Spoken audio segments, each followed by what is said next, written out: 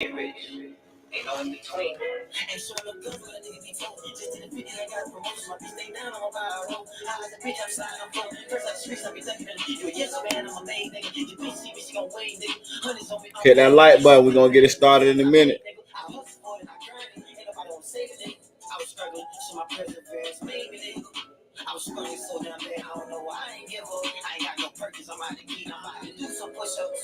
Every time I think about my grandma, I just count some racks up. Press that button on my iPhone, and then I push some cash up.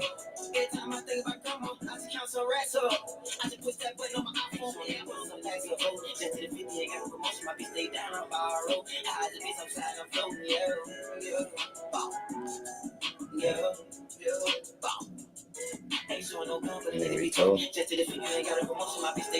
We're gonna get started in a minute.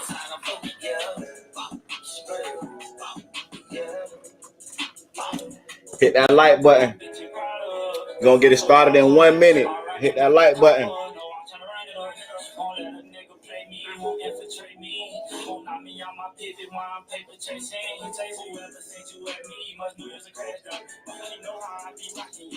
Who we got in here, man? Where y'all from, man? Who we got in here? We got anybody from Memphis in here? We got anybody from Atlanta in here?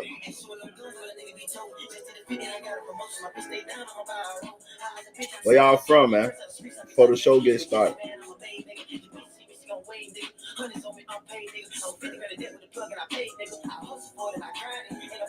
Syracuse. Okay. I'm about to do some push-ups.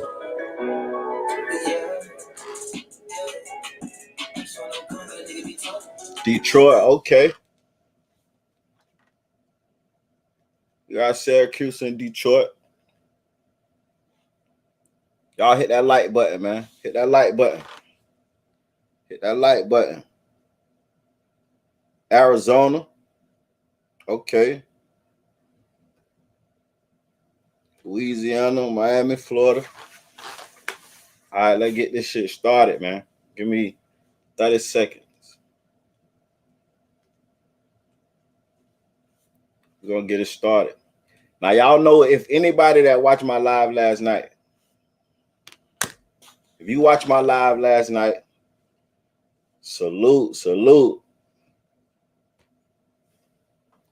If you watched my live last night, you know we spoke on the situation with QCP, and I told y'all I ain't really want to go into detail because I know that paperwork that was out, it was fake.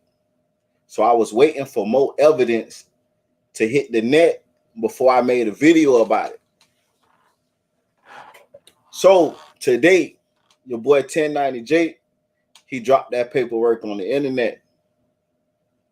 I went over it, dropped the video. If y'all haven't seen the video, go watch the video after this live. I get into more detail. Like I tell y'all, when I do my videos, it's more detail. When I come on live, we just chatting, gang. We just, going over what already done dropped. But the question was, did QCP snitch? Hey, and according to the paperwork, that nigga cooperated the whole way, gang. He cooperated from the time the incident happened until the guy ended up in jail. No cap. So for the people that don't know, QCP them was in the trap house. A guy came to buy some weed, decided to rob the place. Shot QCP homie, killed him. Shot QC. QC was able to get away. Went to the next door neighbor house, told him to call the police. Somebody just tried to rob us. Right? He tell the police, he give them a full description of who this guy is and what he looked like. All right, boom. Now, y'all already know when shit go on in the streets gonna talk. So the whole time the streets is talking about this shit, oh, you know, such and such did it, such and such did it. Everything that QCP is hearing, he's calling the detective and telling the detective, look, such and such did it. Such and such did this. Such and such, they be over here. They hang with this person. They hang with that person. He cooperating with the detectives. Now, he heard one name. The first name he heard, it wasn't the right name. So he went and told them people that, oh, Billy Bob, the one who did it. So when they put Billy Bob in the lineup and showed P Billy Bob, P like, nah, that's not him. So he realized, okay, that's the wrong person. So then the guy who responsible for shooting P and killing his homie got shot at a club. He got shot at a club. So P find out the dude got shot. P called the detectives and tell the detectives, salute. He called the detective and tell the detective, hey, the guy that shot me and responsible for killing my homie, he just got shot at the club. If y'all could save this nigga life, you could get this nigga. Okay, so boom. They figure out who the man is. They get his name. They put him in the lineup. That motherfucker P pointed him out. Yes, that was him. This is the one. This is correct right here. Okay, boom. They do their information. They do their investigation. They put a warrant out for dude arrest for murder. P see him at the mall and approach dude like, bro, you was the one that shot me. You was the one that killed homie. And he chased him out the mall to his car. Homie grabbed a gun and chased P ass back into the mall. P called the police. Tell the police, look, this guy got a warrant for murder. He just put a gun on me and chased me in the mall. Police came out, did police report. You know the dude was gone. So now they really looking for him. You know what I'm saying? Okay, this nigga just killed your homie. Now he just put a gun out on you. You know, we need to get him. So they finally catch dude with his girl. You know what I'm saying? They ain't find no gun and nothing. They catch him. He in jail sitting for like 2 years. The guy write a statement to the judge telling the judge, look, I'm innocent. I haven't done nothing. And P is the one that shot me when I got shot at the club. This is what the dude is telling the judge. So boom. Dude gets sentenced. According to the information P gave him, he got 20 years. He got 20 years. Dude get out. Dude get out after doing 10 years. 7 months later, he get killed. 7 months after he got out, he got killed. Police say he was targeted, right? Atlanta is mad at P. Allegedly, rumor going around that P has something to do with that. You feel me? So now, people in Atlanta is speaking on this situation and letting it be known P snitched, so they could raise the awareness of maybe P has something to do with his death.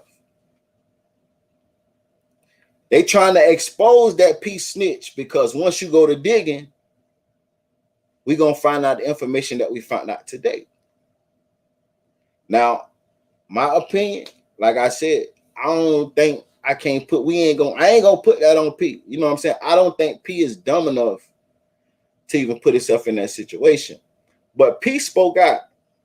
And P basically said, man, ever since he sold his label for $300 million, niggas been hating on him. The city, he didn't say niggas, he say Atlanta been hating.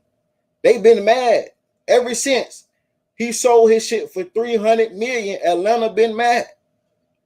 He also said he don't got no sympathy and he don't feel bad for no nigga that tried to harm him or his people. He say that nigga killed his homie. He said that nigga ain't have no respect for his homie life or his life.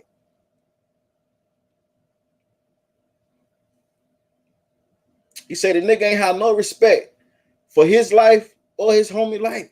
He say, fuck that nigga. Straight up. He say, but what y'all not gonna do, he say, y'all not gonna call him no rat because he the GOAT. And he said he was never in the streets. So if he want to tell, he could tell because he was never a street dude. He say he just played the hand he was dealt. Now, when the situation happened, he was in the trap. Bro was in the trap when this situation happened. But he said he ain't no street dude. And the question is, can you be in the trap? Can you be hanging in the streets with goons and niggas that's really living it? Appreciate that. And hanging in the streets with niggas that's really living it if you're not a street nigga. Or if you with the street niggas, do that make you a street nigga? That's the question. Because technically, you kind of indulging in street activity just by hanging with them niggas, by association. If you in the trap selling weed, then that's like some street shit, to be real. You know, but P say he ain't no street nigga. So he don't see what he did as snitching. Nigga killed this homie, nigga shot him. He let the police know. He cooperated. Bitch, we gonna do whatever it takes to get this motherfucker out the streets. That's what we is gonna do. And that's how Pete looked at it. You feel me? 1090 Jake broke this shit down. And we're gonna react to it.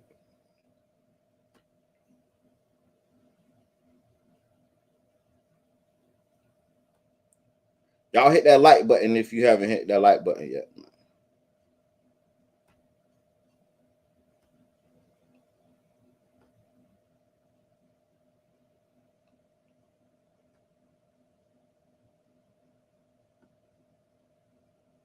Another episode of EOS. It's 1090 Jake, and I'm rocking with y'all.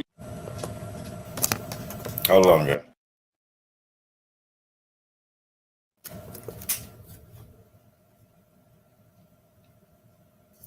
Say, do he see himself as a civilian? Hey, if he ain't no street nigga, I guess that's what he's saying. He a civilian.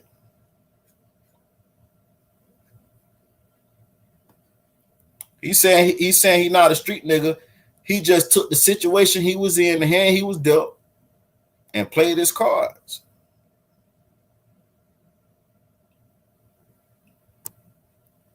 What up, Mickey Troop? Y'all make sure y'all go subscribe to Mickey, man. Appreciate that. Let's check it out, man. Let's see what Y'all rocking with me. How 1090 this video, we're gonna be speaking on P from the QC Music label, the CEO of the music label. Let me know if y'all can hear. Snitching on a man and getting him a 20-year prison sentence. May 27th, 2010. It was 8:45 p.m. when an off-duty officer working at the Lenox Mall in Atlanta advised over the radio he was with a man who stated a black man named Keon was. Hold on. She say King more gangster than QCP. Hey, I can't lie. I agree with you. Most definitely. Most definitely. Y'all rocking with me, and for this video, we're gonna y'all be speaking on P from the QC Music label, the CEO of the music label, snitching on a man and getting him a 20-year prison sentence. May 27th, 2010.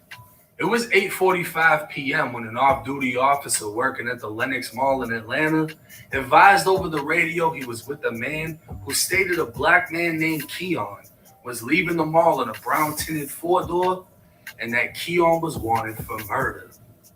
2 additional officers responded to the area, locating a brown Oldsmobile matching the description given. The vehicle was pulled over with 2 men and a woman inside, with the front passenger being identified as Interior's Keon McClinton, who officers confirmed had a murder warrant out of Fulton County. An investigator arrived at the mall where the call originated and met with Pierre Thomas, who's more commonly known as P, the CEO of Quality Control Music. P stated to the investigator he was at the mall when he recognized the man he knew as Keon. P told the investigator Keon was the same man who previously shot him and killed his friend, which led to the warrant for murder. P would continue by telling the investigator he confronted Keon, even chasing him to his vehicle where Keon grabbed a handgun. That's when P would run for the mall as Keon chased behind him, saying, "I'm gonna kill you." P would state he was in fear for his life, hid in the mall, and came back out to see Keon was leaving the area. He would also provide a written statement. According to the written statement, Pierre listed himself as a victim or witness and wrote, "I confronted him about murder and chased him to the car. He got a pistol and chased me in the mall, threatening to kill me."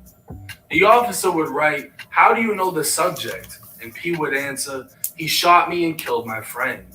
The officer then asked, "What type of gun was it?" And P answered, "A black handgun."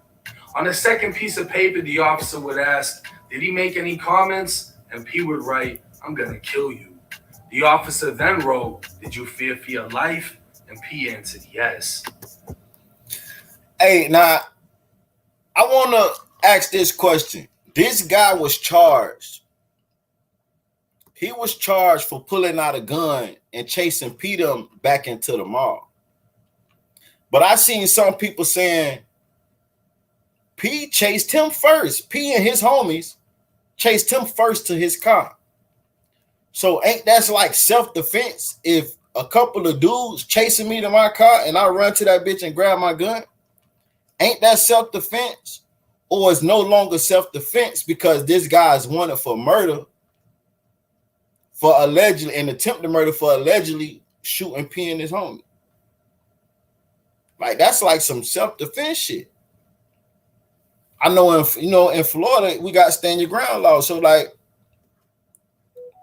if a nigga run me to my car and I pull out my gun, that ain't nothing. I ain't break no laws. But I don't know, gang.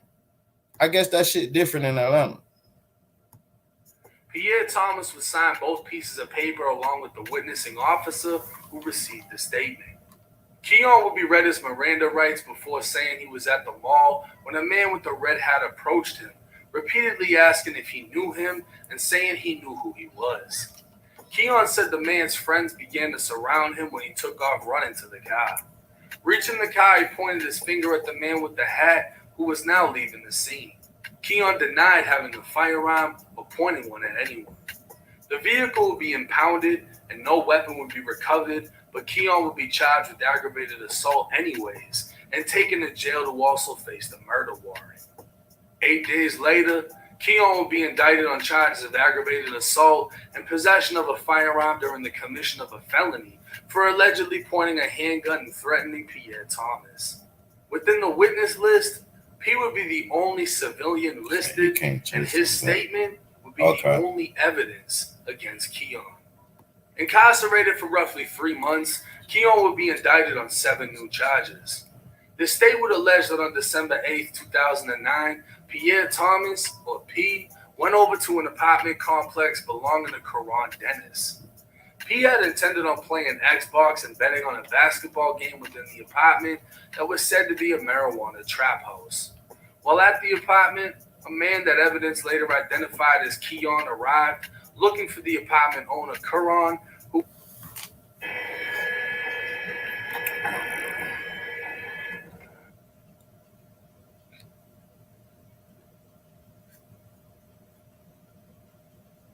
Keon to come back a little later.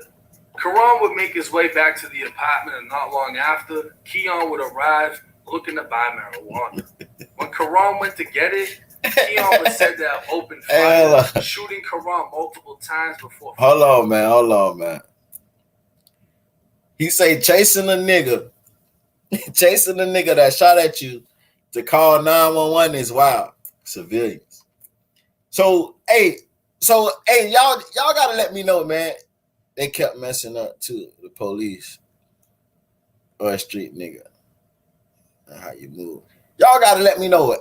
Do y'all consider QCP as a civilian or a street nigga? See, before I go into this, we gotta make it clear first. Is he a civilian or a street nigga? Because if he a civilian, none of this shit even matter. I mean, he didn't snitch then.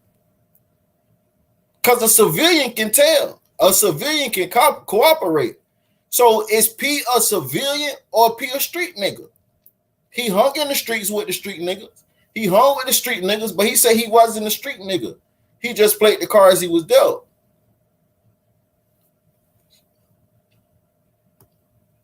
See, I don't care what nobody say. P was in them streets.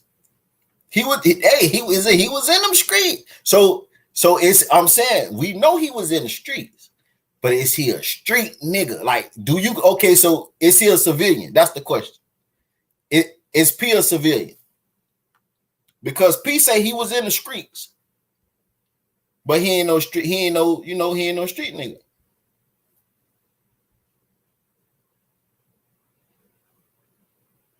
Say he'll rap for sure if he was in the streets then.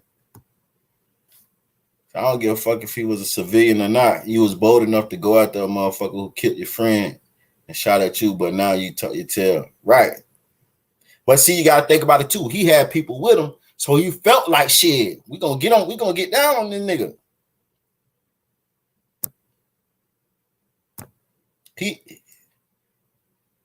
Mickey True say he a civilian.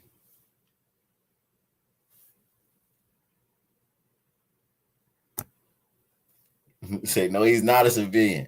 Now, hey Mickey, but why do you think he's a civilian? Like if he like Pete was around them niggas, Pete was in the streets, Pete was in them trap houses, Pete was running around with the little babies and the Rollos and the Gucci mans and shit like that. Like P was with them niggas. No man. Y'all hit that like button. If anybody want to come up, they can come up. Hanging in the streets make you a real one. Nah, but it's a difference between the real one and the street nigga. Because mind you, like I was saying, if, for prime example, if he ain't made his money legally, he not no civilian. Best believe he was hustling in the streets and he ain't had to claim no gain to be in the. He was a hustler. Okay, he was a hustler. Catch, what up? What up? Okay, that's okay. Well, that's a question to ask. Is being a hustler, selling whatever you selling, hustling however you hustling in the streets, do that make you a street nigga? So that's Keon gone. Yeah, Keon gone. So if you a hustler in the streets, if you selling illegal shit and you in the streets, do that make you a street nigga? He was a dope boy. Okay, so he was a dope boy. So by him being a dope boy, now Mickey, you say he was a dope boy, but you feel he was a civilian. So is a hustler, can a hustler be, I don't consider a dope boy a street dude? I can go for that. Because it's a lot of people jumped off the porch selling shit that don't know what the fuck they was doing. And, they wasn't like on that. So I can go for that. But we also got to paint this picture. He was around all the street niggas. He was hanging out with these niggas. And he was selling drugs. But he say he was a civilian. He say he played the hand he was dealt. So he's saying basically, look, I was putting this shit and I had to do what I had to do to get out the streets. And once I had enough money to get out the streets, that's what I did. So I need y'all to let me know. I need at least two people to say, well, we already got one person say a civilian. Was P a civilian or a street nigga?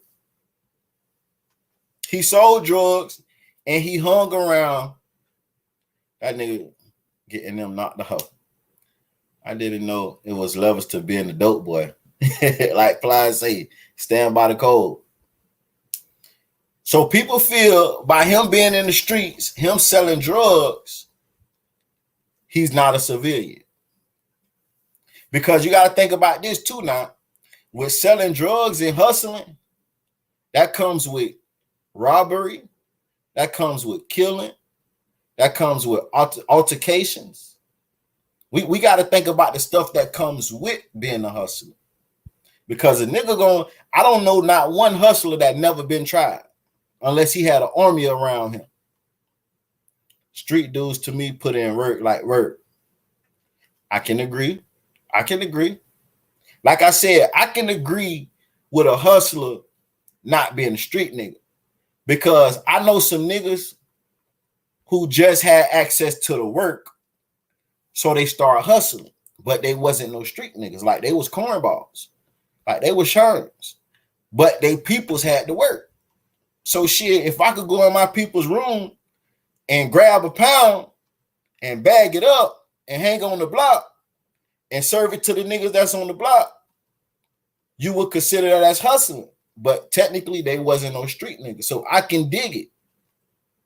But we can't forget he was hanging around real killers. And he was in them clubs. He was in that trap house. He was at them parties. He was in them cars with them real niggas. See, I hang around wealthy people and I ain't nowhere near wealthy. Hey, you got a point. Take the severe shit. Are you really going to approach that shot? You and kill your friend. My friend who let it be. Bitch Skip feel like, hey, if you a civilian nigga, you ain't running up on no nigga that shot you and killed your homie. So we got, it's kind of neck and neck. Mickey say I'm a civilian, but I stand on principle. So snitching is a no-no to me. No street politics. Okay. Now I'm gonna give my opinion. Dude was in the streets. He was hustling. You feel me? I haven't heard nothing that he have done like streetwise, but he was hustling. I don't think he's a civilian, but I don't think he a street nigga either. But by him being in the streets, I don't think he's eligible to tell because he did engage in street activity. So I don't think he's eligible to tell. He said he was bold enough to run up, but it ain't go his way, so he called 12. Or firing at P. P would run for the sliding glass door, making his way to apartments. We wind it back now. He told the tenant he'd been when Karan went to get it, Keon was. Now the shooter is at the trap house. Y'all know P done got them pigs in that motherfucker, right?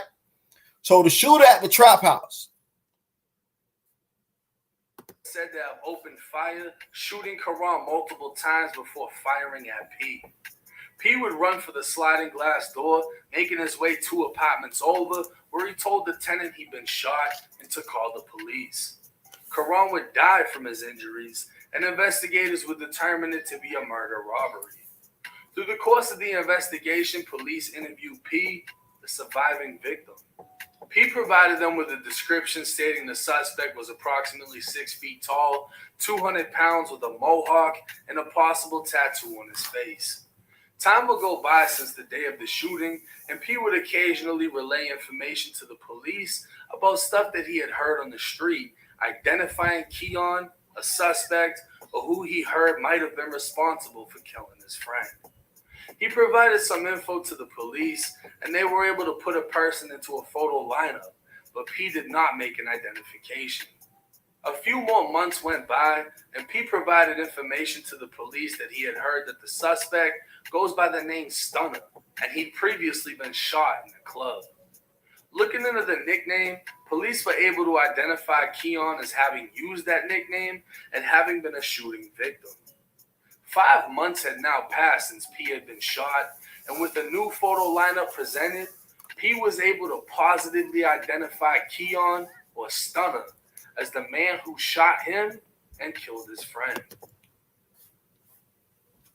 Hold on. I was gonna say it's supposed to be I killed your friend and shot him.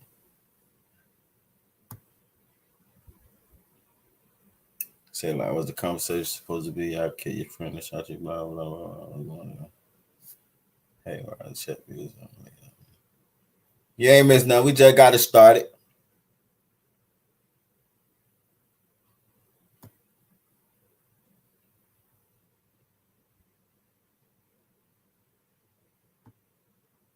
Say now tomorrow called the police and P gave a statement.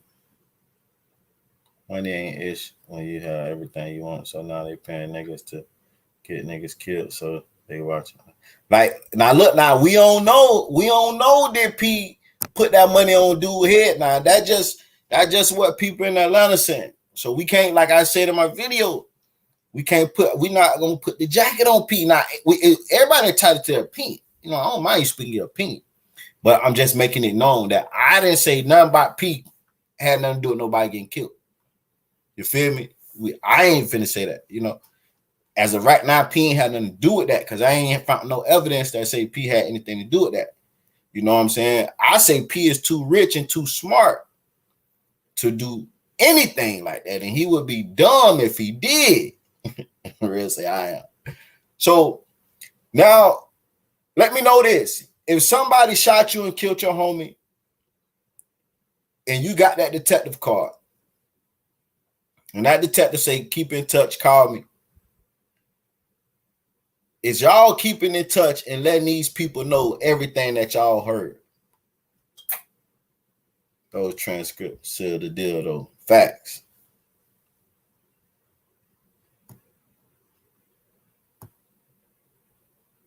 I don't let it take off. Like, P, I'm trying to think the mindset of P was in at this time. This dude just shot him and killed this homie, and he's calling this detective every time he hears some shit. Like, do y'all think he was trying to get him locked up because he was scared and knew he wasn't going to retaliate? Or do y'all think he was trying to get him locked up because he was just like on some shit like, man, nigga need to be in jail, man? Because if he looking at it like, man, nigga need to go to jail for this shit, then he's thinking like a civilian. Because a street nigga gonna get revenge. But mind you, dude was shot at the club. The dude that allegedly shot Peter, say that's the rapper from QC, right? He ain't the rapper, he the boss. He the CEO.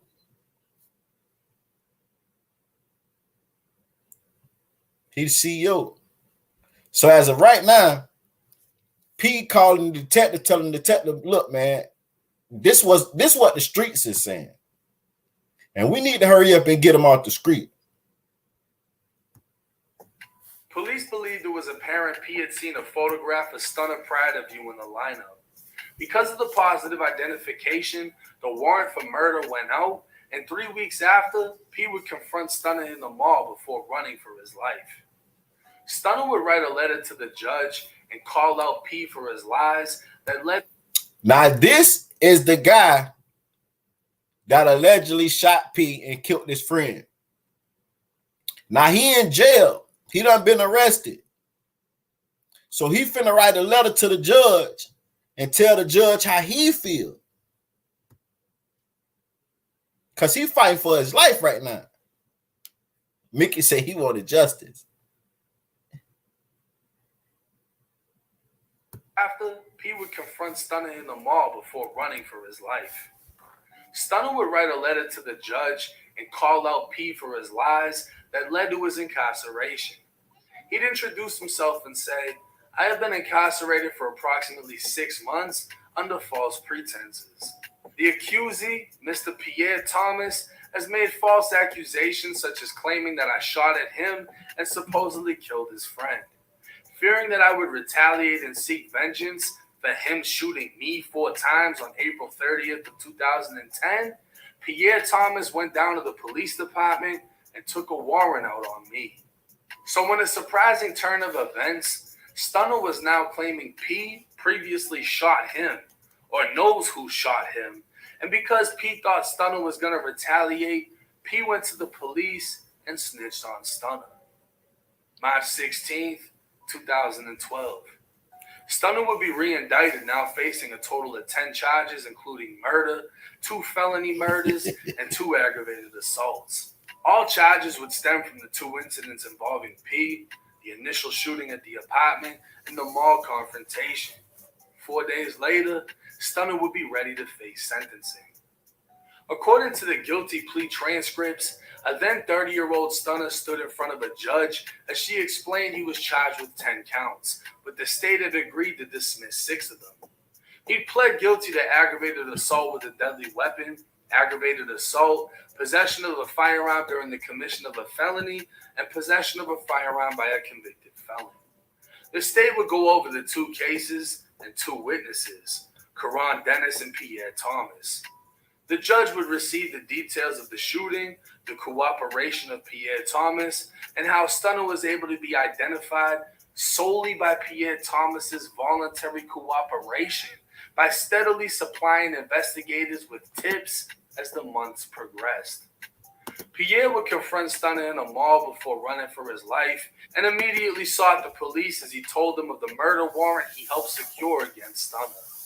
This arrest would place new charges on Stunner where yet again, Pierre Thomas was the only witness, and his statement was the main piece of evidence linking Stunner to any crime. Pierre would be notified by the prosecutors of the negotiations that have been agreed to, and Stunner would be sentenced to 20 years in state prison, with 10 to serve and the remainder to be served on probation. Only a year after Stunner's... Well, if it was me, I would have on the approach if I was locked and loaded. So look, this man just was sentenced to 20 years.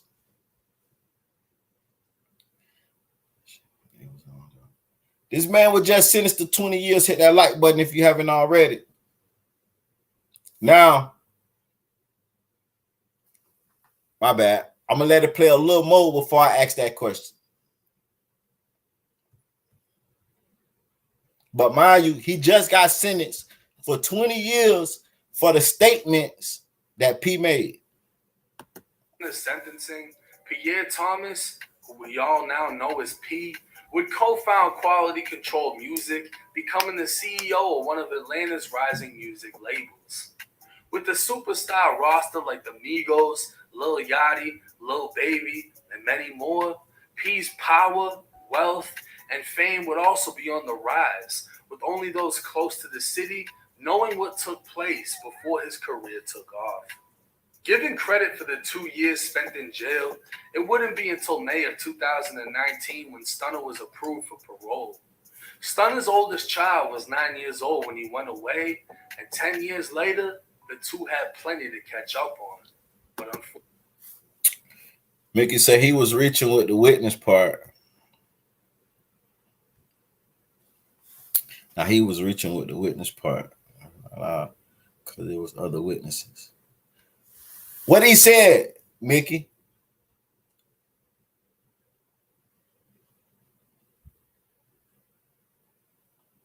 Big Skip still on confronting him. Hey, he ain't letting that mall shit go. Big Skip ain't letting that mall shit go. When oh,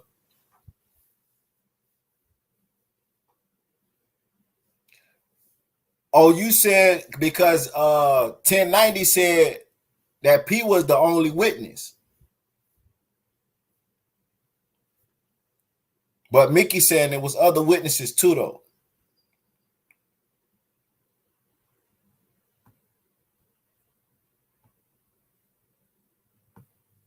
unfortunately, their time together would be cut short.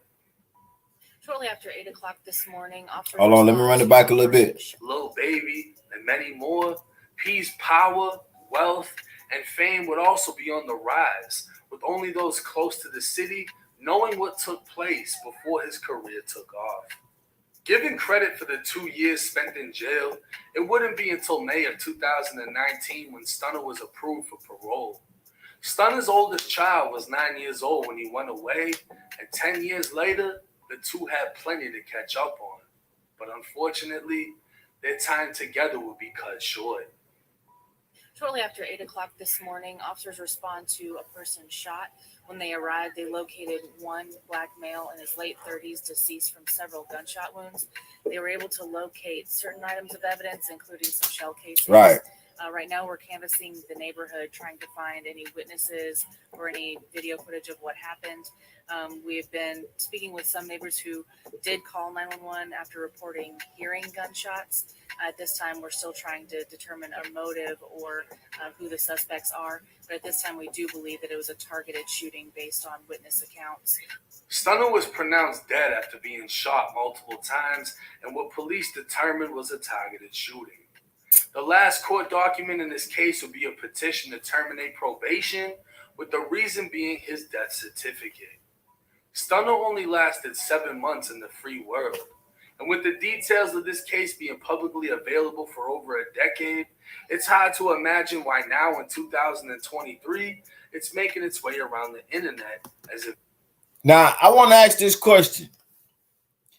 This guy was sentenced to 20 years. He did 8 because he had 2 times. Well, he did 10, but he spent 2 years in jail before he was sentenced. So they gave him 2 years time served. He spent 8. Knowing the type of guy he was, right? Do y'all think the P, he got out, what, 2019? So, mind you, P is successful. P rich. Do y'all think P felt like his life was in danger when this dude got out of jail? After he done told on this dude, got this dude 20 years, he did 10. Do y'all think P felt like his life was in danger? Do y'all think P felt like it wasn't safe to move around Atlanta long as this dude was on the streets? Do y'all P felt like he got to get out the way to make sure his life was safe by this dude being on the streets? That's the question. Because Atlanta feel like something ain't right. Atlanta feel like P maybe called the shot. But only way for P to call that shot if P was in fear of his life. Because mind you, when this shit was fresh off the press, P ain't do a motherfucking thing but tell the police. So P had it. And like I said, P didn't have nothing to do with this man death. You say, yeah. P, I'm saying, there's no evidence saying P did. I'm just trying to, because people feel like he did. So I'm just trying to paint the picture the way P had to feel then. If he had something to do with it, he had to feel like, okay, by me done told on this nigga, he pissed.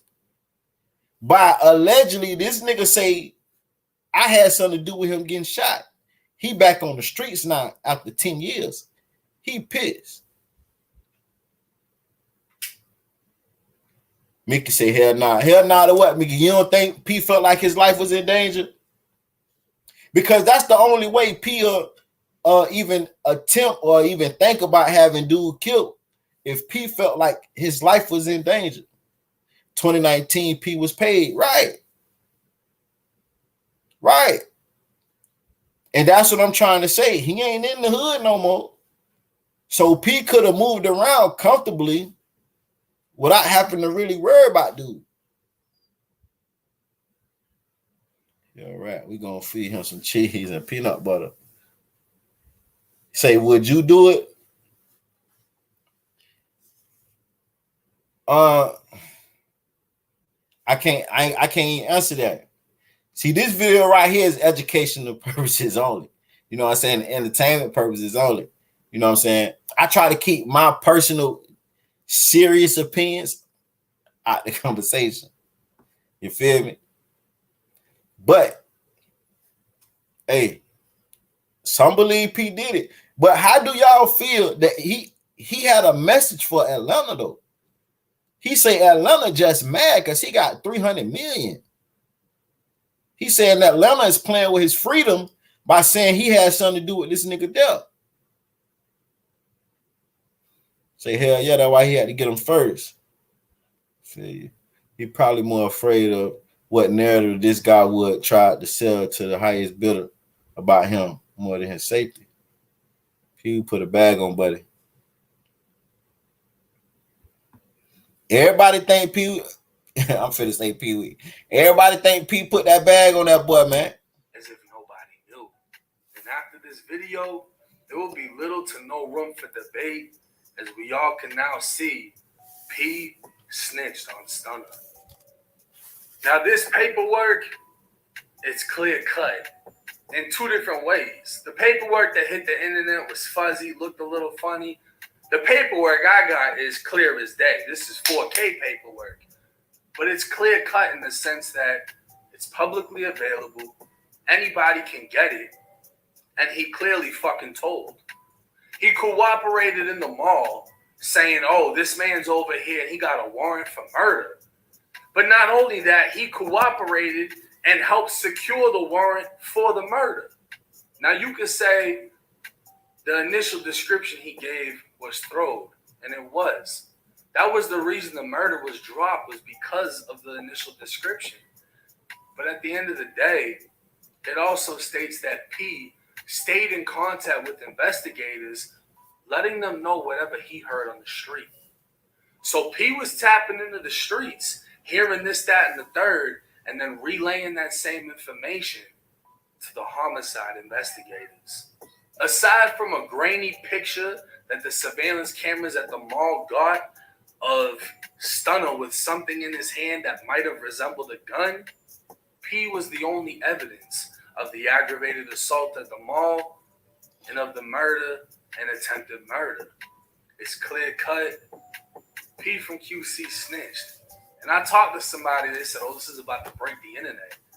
I don't think it will, for two reasons. For one, it seems like everybody in Atlanta already knew this, whether they're speaking out about it or not. For two, the question will be, was he in the streets? So we're just going to have to wait and see how everything plays out.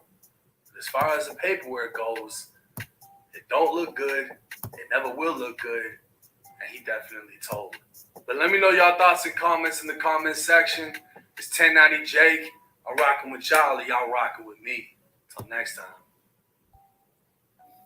That prophet was good cut. Hey. Okay, this is gonna sound a little nuts, but this gonna sound a little nuts. Hey, so it's clear, and we all agree. It's clear, and we all agree that P snitched, right? So P told on dude. I seen somebody in the comments say P probably put the bread on the dude and got him toe tag. He probably most likely didn't deserve it. But if the dude shot P and killed his homie, you don't think, you think, well, you know, nobody deserved death. So you're right. I can't even argue with you with that one. Bitch Skip is still on this motherfucking boat enough to confront him at the mall and shit. Hey, he ain't letting that shit go, gang. He's still on that. He's still on that. I ain't gonna stay on P too long. I don't want to be on the. Nah, it's all coming out that P actually had something to do with that boy death, and he was supposedly loved by a lot of people.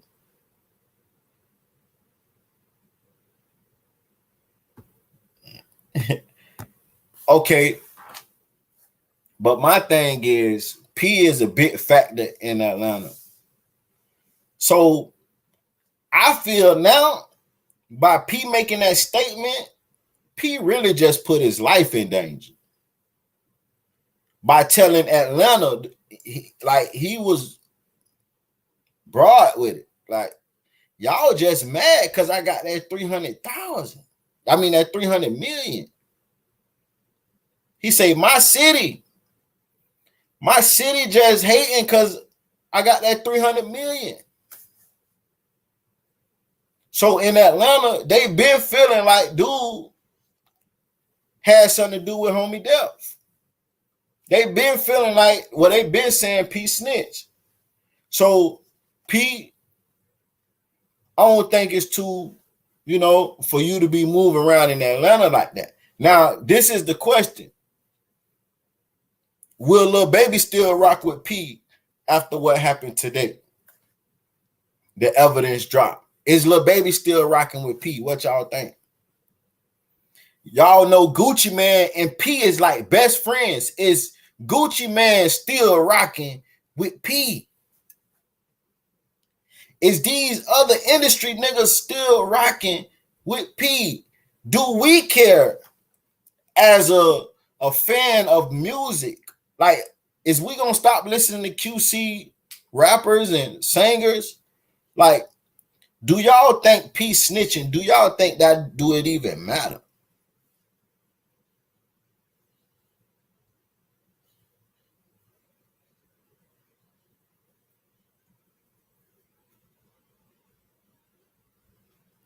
Like, from the Boston Richie shit, and we reacted to it, the ones that been rocking. That Boston Richie shit, Boston Richie told on 4-5 niggas. He told who niggas' girlfriend names was. He told mama's names. He told street addresses, apartments, the janitors in the apartments. That nigga told what cars look like. He remember tag numbers. That nigga even told on bases. He even told on bombs, homeless people. Like, we seen Boston Richie go crazy. And the people embraced him. The people was like, fuck that. And P is bigger than Boston Richie. No, he sold QC the brand to the white man. It's bigger than us now. Saying what a motherfucker be up. They can lose it all, but the princes and Moors is forever. So it don't matter. That man actually more than the differences from being. Yes, he's a snitch. No, it doesn't matter. They are working with them people. I most definitely look. I ain't gonna lie to y'all. By all these rappers getting exposed, this shit is finna make snitching cool. Like, it's gonna be okay. Like, they finna make snitching okay. Like, bro, it don't even matter. Tell. And is that a good thing? Is that a good thing to tell on the motherfucker? Now, let's give an example. I want to see Rollo reunite with Lil Baby. Hey, I ain't gonna lie. I don't know, man. I don't know, because it's most definitely, I'm gonna say Rollo snitch. You feel me? But I don't know, because I know Lil Baby got a lot of shit going on, and Lil Baby, the wave he on right now, as being damn near the face of Atlanta right now, I don't know, will Lil Baby even rock with Rollo even if he wanted to, just because the position he's in right now of being the face of Atlanta. If Lil Baby came out and put his arm around Rollo with all the shit that's going on, that would drop Lil Baby from here to down here. In the street nigga eyes. Now the fans, the civilians, oh, we ain't gonna give a damn. But the street niggas, they're gonna be like, man, this nigga done sold out, man. I mean, if there's no evidence, prosecutors to go off on what people give information, then that's pointless. The rap game being an artist is more dangerous than being in law rap. That's changed. Same thing. They may be trying to set him up. And then, hey, Lil Baby got to chill out too, though. You know what I'm saying? It's a lot of shit going on with, 4PF. So even if I was cool with Rollo after he snitched, I wouldn't, what up, homie? It ain't gonna be no gangster shit because 4PF ain't all the way out of hot water either. 4PF is like a quarter juice in a bag of chips away from a Rico they damn self. You know what I'm saying? So, I think it would be smart for Lil Baby to stay away from Rollo. If he gonna fuck with Rollo, he need to fuck with Rollo behind the scenes, no cameras. Hey, when I pull up and fuck with this nigga, nobody better not pull out a phone. Bitch better not say nothing. You hear me? Giving can lead to evidence. Why you don't give any? The information given can lead to evidence. Why you don't give any? What information? Between snitching and technology, the streets is over. Yes. Hey, look, I want to say this, man. If anybody is out here killing anybody in public or on the streets, period, you just asking to go to jail. You just asking to go to jail. The cameras is at an all-time high. It's a few other bloggers from the A that openly said they gave him a pass to keep his head clean. A lot of people giving Rollo a pass because Rollo put in work. You know what I'm saying? The people that's from the street will understand. I'm gonna say this. It's a dude. Well, it's a dude in my hood. Well, it's a dude in the city. Too much. Say, black man, you're in danger. This shit is too much. It's a dude in the city. He known for putting in work. And he had money before he went to jail. But he snitched. And when he came home, he was embraced like nothing happened. And the reason why he was embraced and niggas still fuck with him because who he was and what he was capable of doing. Niggas know that nigga, slime you out. Like, you better not say he snitched. Your ass to be robbed and killed in the morning. Like, so them type of niggas tend to get a pass. You feel me? Like, them killers tend to get a pass because niggas know what gonna come behind that. You know what I'm saying? That's just like with the Nipsey Hussle situation. Now, Cowboy say Nipsey Hussle never called him a snitch. He say Nipsey Hussle just told him, look, you know what I'm saying? It's people talking on your name. You need to go handle that. He said he never just came out and called him a snitch. But homie that killed Nipsey Hussle, a gangster in these streets. Like, if you call a gangster a snitch or you even fuck up a nigga reputation, a gangster, they gonna make sure they delete you because you fucking their face up. So I think a lot of people gonna accept Rollo for snitching because they know Rollo gonna get out in these streets and put belt the ass. Like, he gonna make, he gonna make it hard for a couple niggas. That's why I be saying to myself, John Doe need to be safe and chill out a little bit. Cause John Doe feel like, hey, he scrapped up, or whatever, he gonna protect himself. But even a motherfucker with a gun out can get killed. Because if that other motherfucker could get off a shot first, you over with. You feel me? It's a lot of niggas died with their gun. It's a lot of niggas that have died with their gun out. You hear me? I had a homie died with his gun in his hand.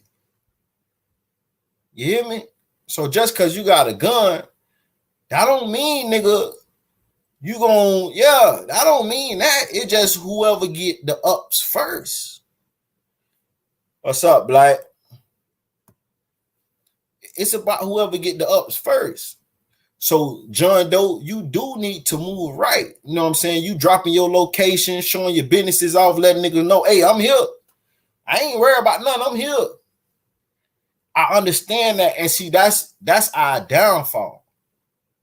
Our pride and ego. You know what I'm saying? Nigga be like, oh, nigga, you know they gonna get you. Also, now guess what we doing? We all on the net dropping locations and shit because we want to prove to a nigga we don't see that shit. But it's about being smart. Don't play fair fast music. Yeah, like it's about being smart. You know what I'm saying? Like, yeah, I know for a fact, John Doe, you don't give a fuck about them niggas. You don't care if niggas, you know what I'm saying? You with the shits, I understand. But you gotta realize that shit don't mean nothing. It's all about who could get off first.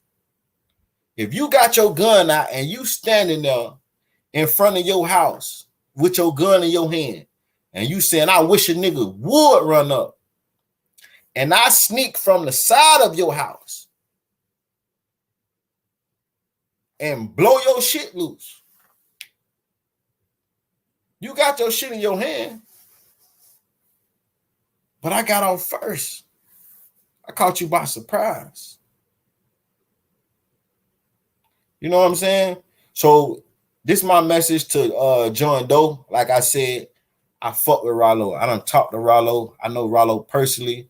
We done met up a couple times. You know what I'm saying? I'm not saying like we best friend. I'm not no fam going to Fam America. No. But I had his number. Bitch, we done conversated. He done came to the city, did shows. We done, like I said, we had agreement. We were going to work on some shit. You know what I'm saying? Because I had a record label and he liked the name of my record label was similar to his shit. And he was going, you know what I'm saying? We was going to put that shit like, you know, like Wayne did Drake when Drake first came out. You know what I'm saying? Wayne used to bring Drake on stage and let him open up all the time. People thought that Drake was signed to Wayne. No, the first 2 years, Drake wasn't signed to Wayne. He was just bringing him out, building up his shit, building his image up. Like, so I never just get on this bitch and like down the dude, you know.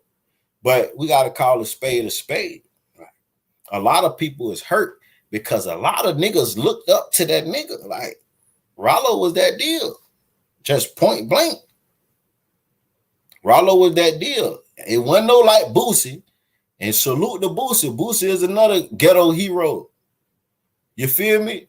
But Boosie ain't, you know what I'm saying? Boosie gonna put the call in to get your ass whacked. No, Rollo do it himself. You feel me? But in this situation, by them niggas calling Rollo a rat,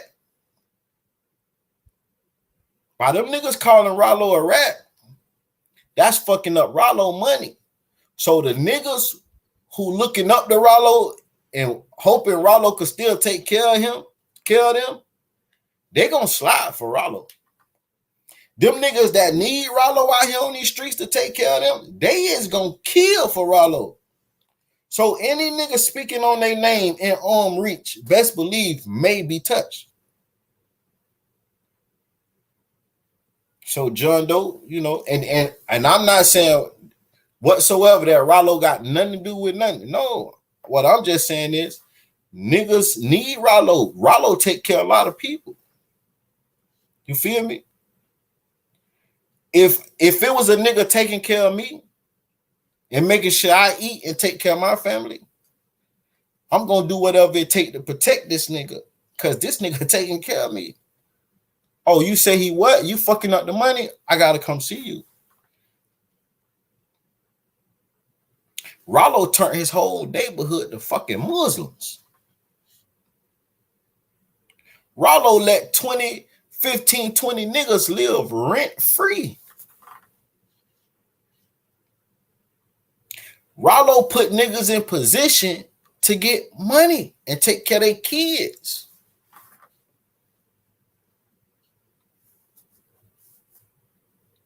Rollo ain't tell on them. So they don't see no wrong. So they ready to pop John Doe ass. And John don't know that, but he just not scared of that shit. But like I said, that's our downfall. our pride. You feel me? But hey, I wish y'all well, you know, to John Doe, to Rollo. Y'all make sure y'all hit that like button. We're gonna go on to the next.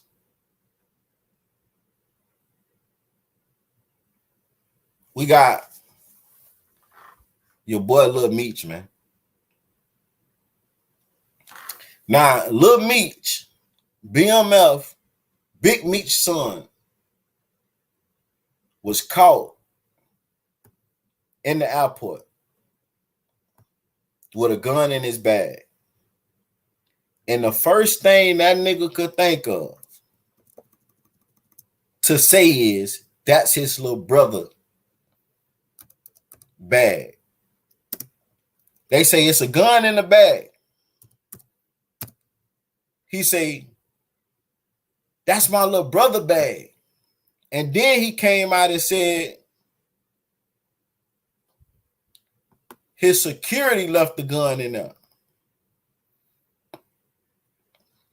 If y'all haven't seen that video, make sure y'all tap in and go watch it.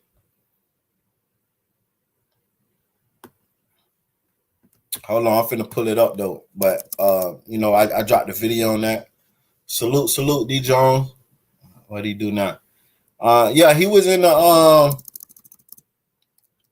on, I gotta go to. I don't know how the hell. How did King Yella have the whole fucking a video longer than the actual police department? What the fuck is you doing? So my thing is, I wanted to speak on that because a lot of people was bashing him, right? A lot of people were saying he was tweaking and shit, right? A lot of people was calling him a snitch. Big Meech, we all know who Big Meech is. His son, Lil Meech, who play on BMF, who play him on BMF, was caught in the airport with a gun. And before the police could get it out good and say, you got a gun in your bag, that nigga say, that's my little brother bag. And then he came out and said, the security left the gun in the bag. John Doe Good in the city, they in the same circle. We know they in the same circle. That's facts. They was in the same circle. See, y'all got to understand. Dark-skinned Drake, are you from Atlanta? John Doe was hurt by what Rollo did. He was hurt by what Rollo did. But Drake, Dark Drake, you from Atlanta? Because I want y'all to know something. Just because y'all see niggas on camera together, just because y'all see niggas in this music shit together, that don't mean niggas best of friends. That don't mean that that nigga cool with that nigga. You feel me? Rollo built his team off of niggas he met in jail and niggas that was surrounded by his neighborhood that fuck with him. None of Rollo real friends from the neighborhood wasn't really fucking with him. Rollo said it in the interview. He say the niggas like his real friends, they crossed him and you know what I'm saying? They wasn't his For America and Fam Goon homies. No. The niggas that was repping For America and Fam Goon, 90% of them niggas, he met them niggas other places. So these niggas don't even know each other for real, for real. They had to get to know each other. You feel me? And like John Doe said, he say he met Rollo through his big homie who was in jail with Rollo and told him, look, this nigga named Rollo, he a rapper, he a Muslim. I want you to fuck with him because you trying to rap. And that's another thing. A lot of these niggas is Muslims. That's what brought them together. They don't know each other. They had to get to know each other. But see, that's one thing about the Muslim culture. You know what I'm saying? The support is real. if I know you're a Muslim and you rapping, and I could do something to help you, I'm gonna help you. That's how that shit is. So them boys came together and saying, okay, Rollo, he a Muslim. So anybody that's Muslim, that's in the area, arm reach or whatever, they stick together. Facts. That's how they became friends. They weren't childhood friends. This some go to jail, meet a nigga friend type shit. This some, that nigga a Muslim. Bring him to the family. That's, this nigga really fuck with me. Bring him to the family. That's what Fam Goon and Fam America was made of. They wasn't no real nigga like he said. Like Rollo said, he said niggas didn't even like you. Rollo told John Doe that. He said niggas didn't even like you. What John Doe say? I didn't fuck with them niggas. I was only around Rollo because my big homie told me Rollo was cool. This out of John Doe and Rollo mouth. These niggas was brought together through circumstances. Not no fucking childhood shit. So it's easy to say fuck a nigga. So that's because King Yella keep it on repeat. Nah, King Yella shit was long. His shit was like the part where they was sitting down talking. That's a lot of videos I see don't have that. But let's get to the King Big Meech shit. Okay, that took me off sidetrack, but that's good to know though. I want y'all to know, just because y'all be seeing these niggas in video, do you think John Doe was wrong? Do I think John Doe was wrong? No. And this is why John Doe wasn't wrong. And that's why people, and I keep expressing how cool I was with Rollo, because a lot of people felt like I was choosing sides, that I was taking John Doe's side. It ain't that. I'm just trying to get people to understand where John Doe come from. I'm trying to get people to understand John Doe mindset. John Doe did 10 years in prison. He did 10 years in prison, stayed solid, didn't tell nothing, right? So this one example. He did 10 years in prison, stayed solid, didn't say nothing. He come home, meet a nigga, Rollo, that he really take a liking to. And he started to look at Rollo like the big homie. Because of Rollo reputation, because Rollo making moves, the money, and the accomplishments that Rollo was doing. And Rollo is on his deen. He's a Muslim, right? So they hold Rollo up here. They hold him at a high standard. So John Doe looking at it, nigga, if I sat down and did 10 and took my shit like a man, the nigga that I look up to should be realer than me. You feel me? That's one. Two, John Doe, when you lose 10 years of your life, this had nothing at all, and told and bleeding and heart. No, facts. When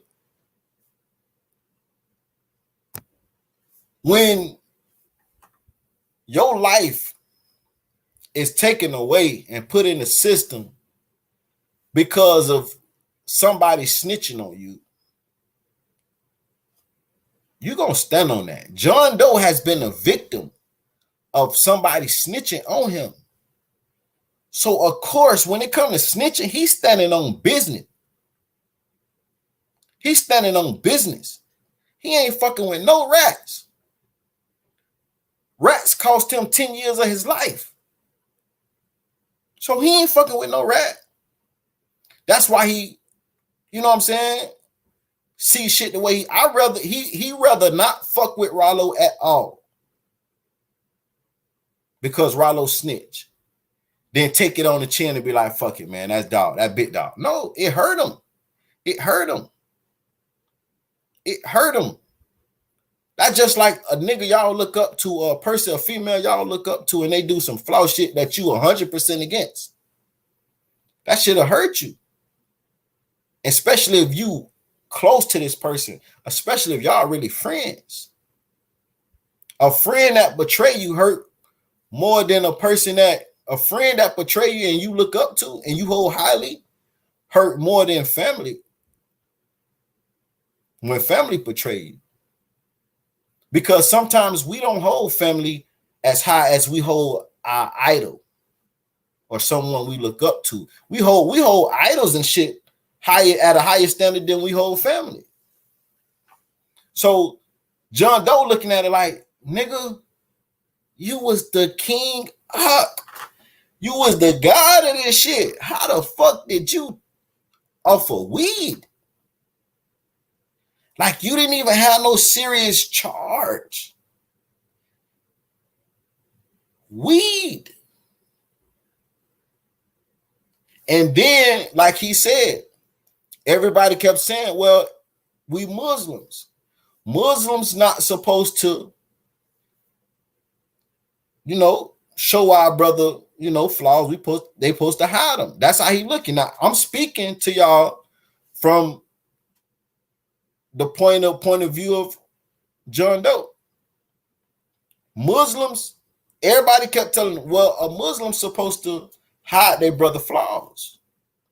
He say, bro, we hid Rollo flaws for years. This nigga got a lot of flaws. Like they made the nigga look like he was a god.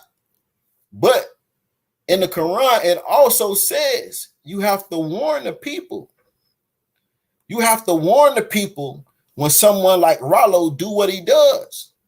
Because if you don't and you stay silent, you allow that person to be able to harm other people.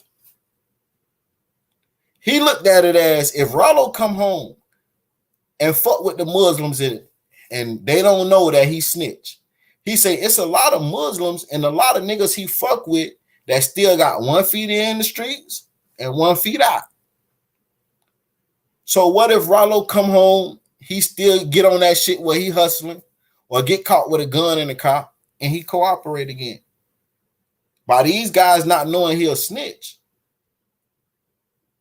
they still fucking with him and doing illegal shit. You feel me?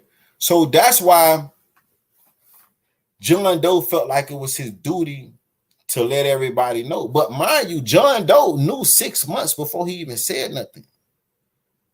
You feel me? He was trying to let the Codees that came out of jail with the paperwork tell.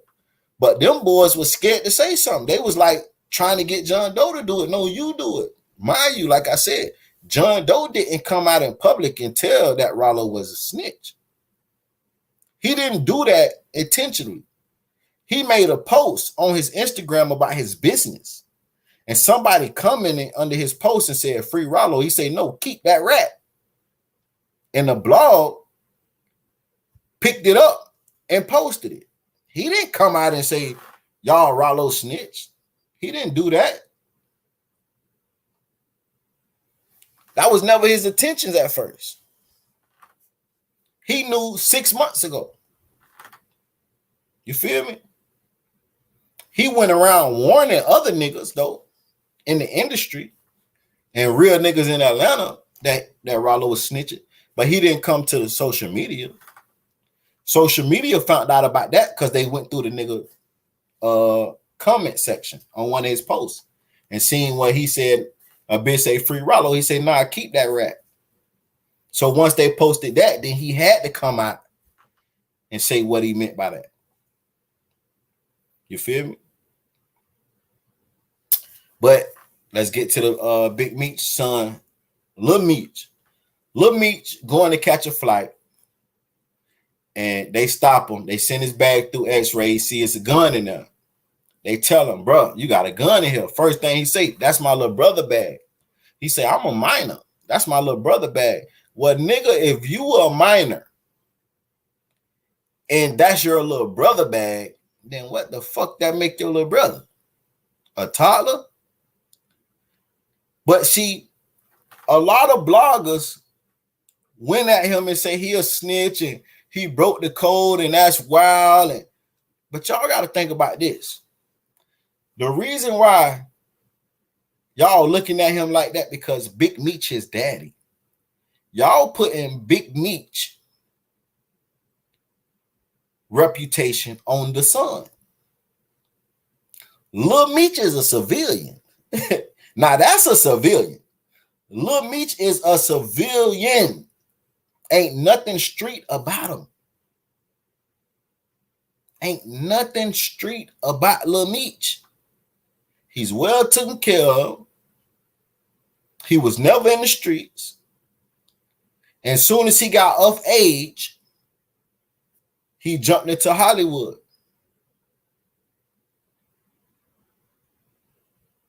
Yeah, he never said nothing about Rollo at first. He been knew a long time ago. Listen, if you go on YouTube and type Rollo snitching, you will see that people was making videos about Rollo a year ago saying Rollo snitched.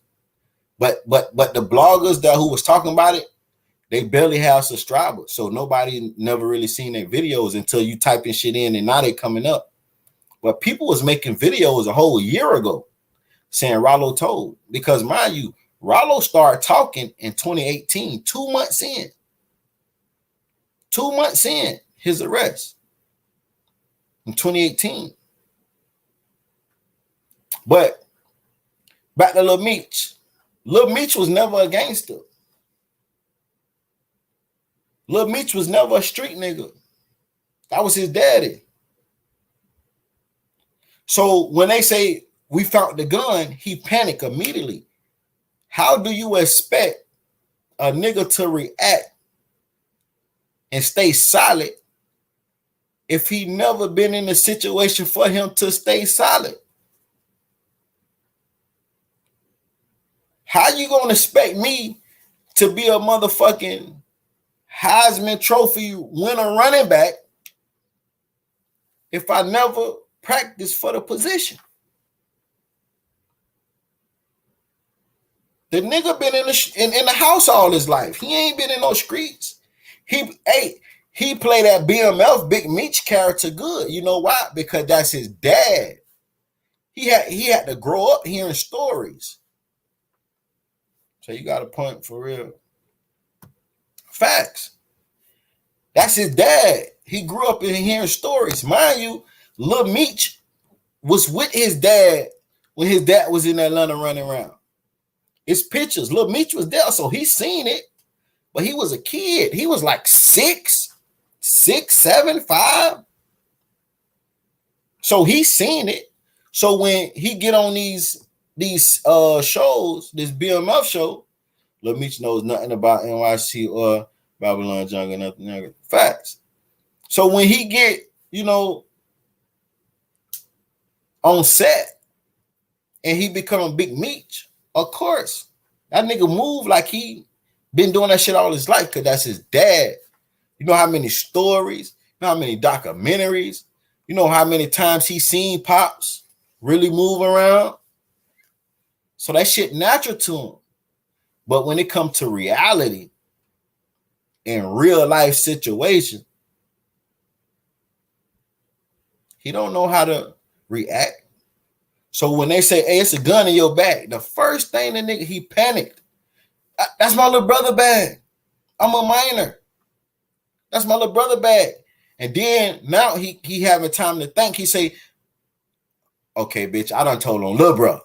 So little bro finna go to jail at this point. No, that's my security bag. My security made a mistake. That's my bag, but my security did that. He made a mistake and packed my bag and left the gun in there.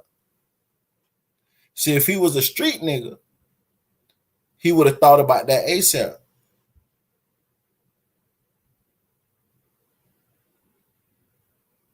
Say he was reaching out to 1090 Jake for months. He just didn't check his messages. You talk about John Doe. No, he contacted 1090 Jake. Yeah, he reached out to 1090 Jake because the guys was trying to get money for the paperwork. Mind you, the case is sealed. The paperwork is sealed. So we can't get the paperwork. 1090 Jake can't get the paperwork. Only people can get the paperwork, and I'm sorry I'm going back and forth, but the comments is back and forth. So I'm trying to address it. So no, John Doe reached out to 1090J when the guys came home and said, look, I got paperwork that Rollo snitched. You know what I'm saying? But I'm trying to make money off the paperwork because the case is sealed. So nobody can get these records. Only the people that's involved in the case. So then, by John Doe being who he is, he got a little more rank than the guys who was the co-defendant. So he said, I'm going to reach out to 1090J. Just think about it. Think about y'all that don't have no YouTube channel, that don't have no name. If y'all DM 1090J, he's not going to respond. He's not going to even open your shit. But if a name that sounds familiar, for America John Doe or Fam Goon John Doe, oh, he know Fam Goon is. He know that's Rollo them people. He going to open that bit. And that's what happened. He like, look, I got paperwork that Rollo snitched, but my homies want money for it. And 1090 Jake turned them down. 1090 Jake, like, if I can't get the paperwork myself, because that's what he do. A lot of y'all don't know. Y'all can pull up paperwork. It just costs like $26 or some shit like that. Y'all can put in a request for the paperwork y'all self. Y'all just got to know what to put in the paperwork and what's the name and the information. That's it. So 1090 Jake looked at it as, nigga, if I can't get the paperwork, I'm not going to speak on it. Because how do I know it's real? If this the only nigga running around this bitch with the paperwork, that could be fake. So 1090 didn't step on it. You know what I'm saying? That's why he reached out to 1090 for the money, because the little homies needed the money. And the same nigga that needed the money, who he reached out to 1090J for to try to get 1090J, that's the same nigga that Rollo called and told 1090J, look, hey, did I snitch on you? And he said no. He came back and said he lied for Rollo. He said Rollo did snitch. He just lied when Rollo called him on the phone with 1090J. He said because he was scared.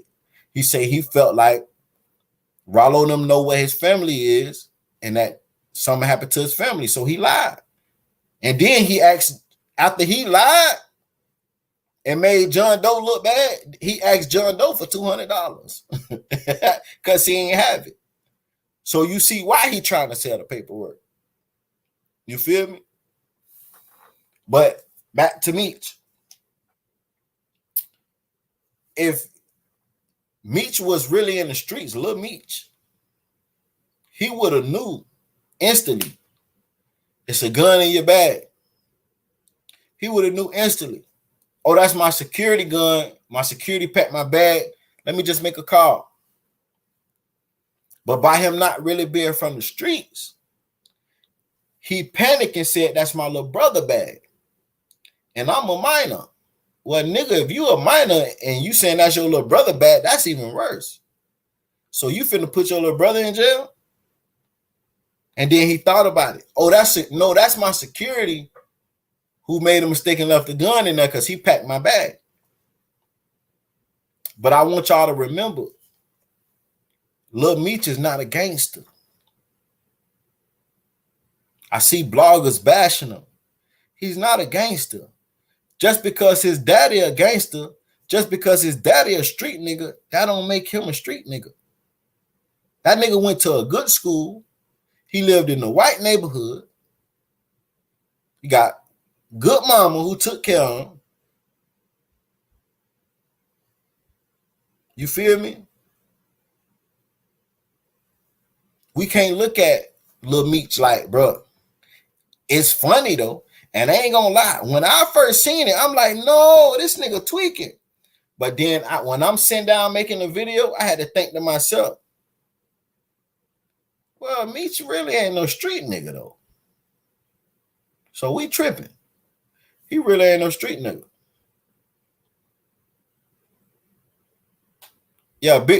Big Meech been locked up. He caught 30. He getting ready to come home in about 8 years, about 7. He got a little more couple years. Yeah, he been locked up for decades. He caught 30 years. He getting ready to come home though.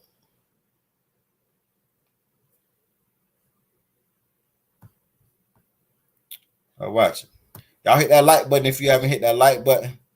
Subscribe to the channel if you haven't subscribed.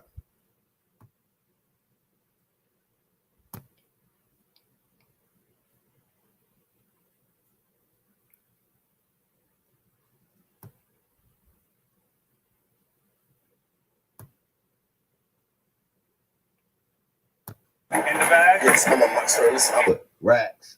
I wanna different level now. I want a different level now. I want a different level. In my bag. In the bag? Yes, I'm on my service. I'm a minor, sir. I have security guards. They left that in my bag, sir. I did not leave my bag. I wish to get that all straightened out. Please. On December 12, 2022, the Broward County Sheriff's Office would receive multiple notifications from TSA agents regarding multiple firearms being discovered in a bag during check-in process. Upon their arrival, authorities identified the lead actor, Demetrius Flannery, from 50 Cent's television series BMF, as the individual attempting to transport the firearms in his travel bag. Firearms, magazine, possible second.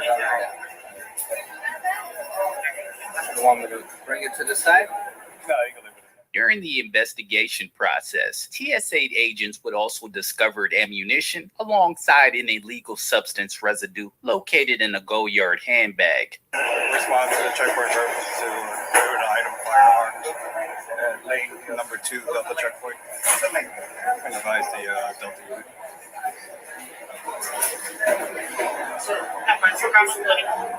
What's that? Looks like there's firearms in it.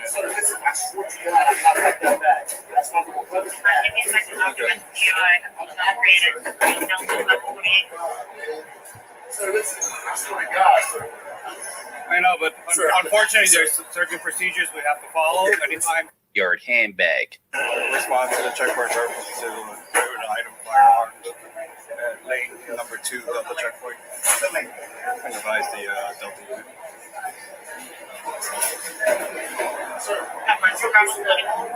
What's that? Looks like there's firearms in it.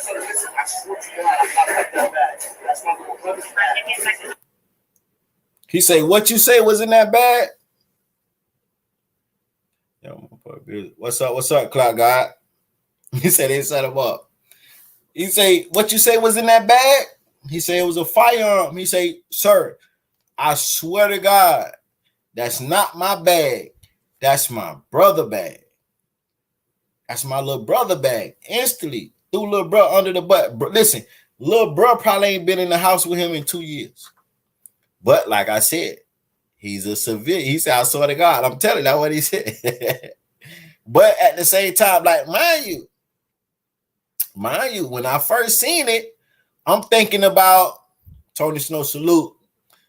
When I first seen it, I'm thinking about Big Meech. So I'm like, oh, he tweaking.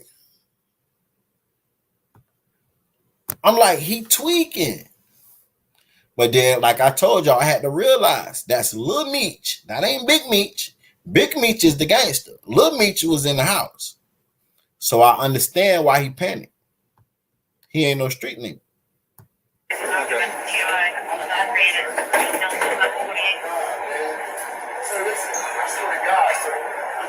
I know, but unfortunately, there's certain procedures we have to follow anytime something comes in that's prohibited, correct? Right. So listen, You understand that, correct? please. Do you have your ID on you? Sir, my ID's in my bag. In the bag? Yes, I'm a minor, sir. I have security guards. They left that in my bag, sir. I did not leave my bag. I wish to get that all straightened out. Now he said I got security. That's my security zone. He left it in my bag. Now, mind you, a police is trained. He said he's a minor. Hey, at the same time too, how old is Lil Meech? Because this was in 2022. So is he a minor?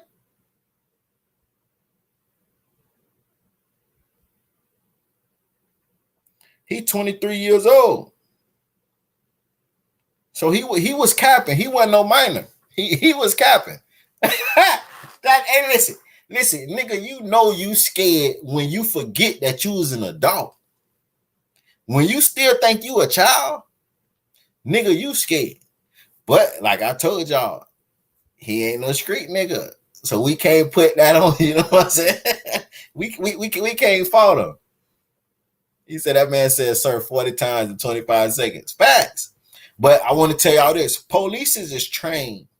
They heard him when he said the first time, that's my little brother bag. You feel me? And then now he's saying, That's my bag, but my security packed my bag and left it in there. The police already pick up on that. They are trained to listen to keywords in your story. Right.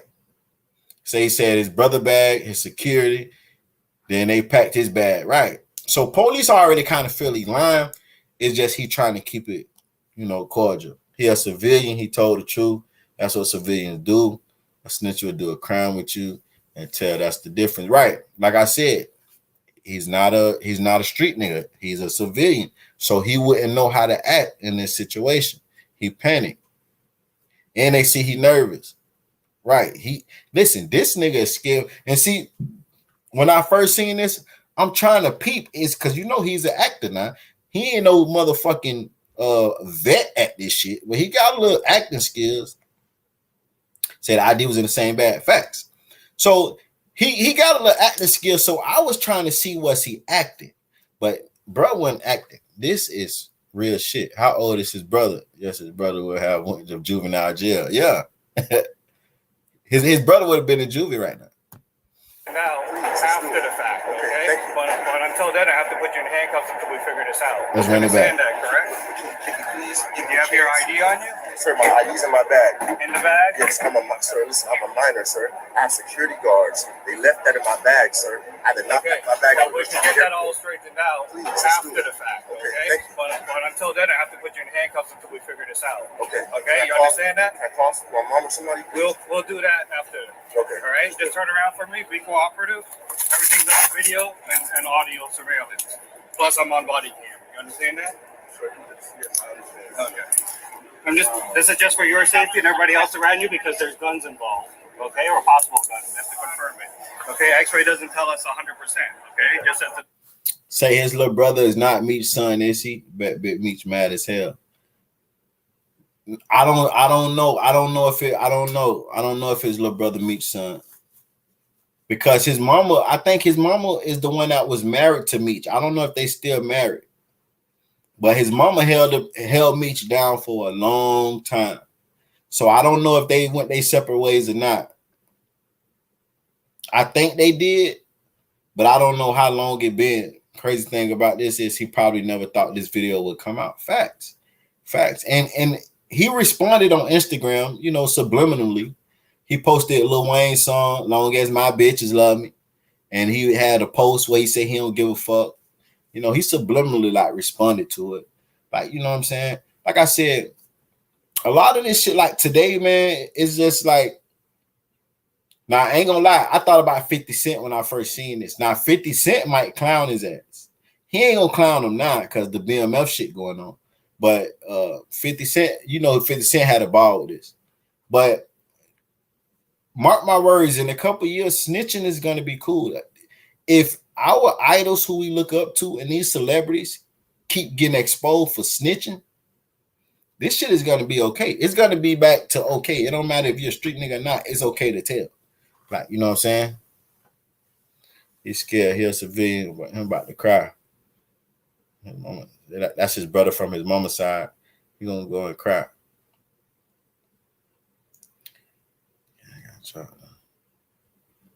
Yeah, the case did get dropped. And mind you, this is why the case got dropped. And I spoke on it in my video. I be telling y'all, watch the videos I drop. Turn on them post notifications. Because in my videos, I go into detail. On my lives, I just briefly speak on it. So that's why y'all got to watch the videos. You know what I'm saying? Because a lot of the stuff that I be seeing in the comments is stuff that I said in the videos. Whatever I talk about on my live, 9 times out of 10, I made a video about it. And I go into detail in the videos. The lives is just like a debrief.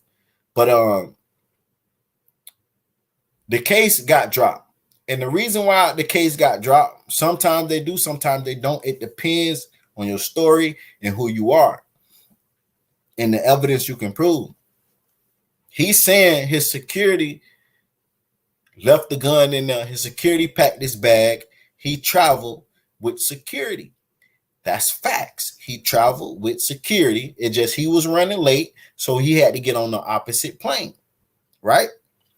Okay, the judge noticed The judge know it's a good chance, 90% chance, if he telling the truth or not, the scenario is real. The judge know this. He's not a minor. He's a young adult. He's Big Meech's son.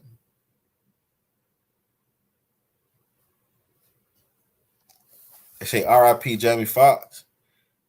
Come on, Tanya, don't do that. Hold on, gang. Let's see, man. They saying R.I.P. Jamie Foxx.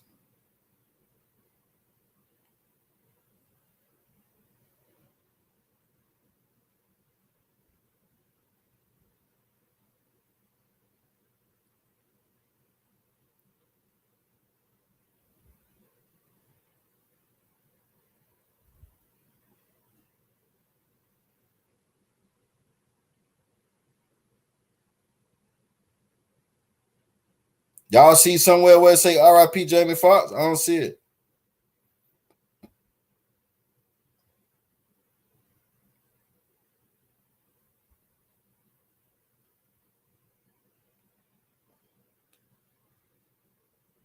They say, yeah, it's fake though.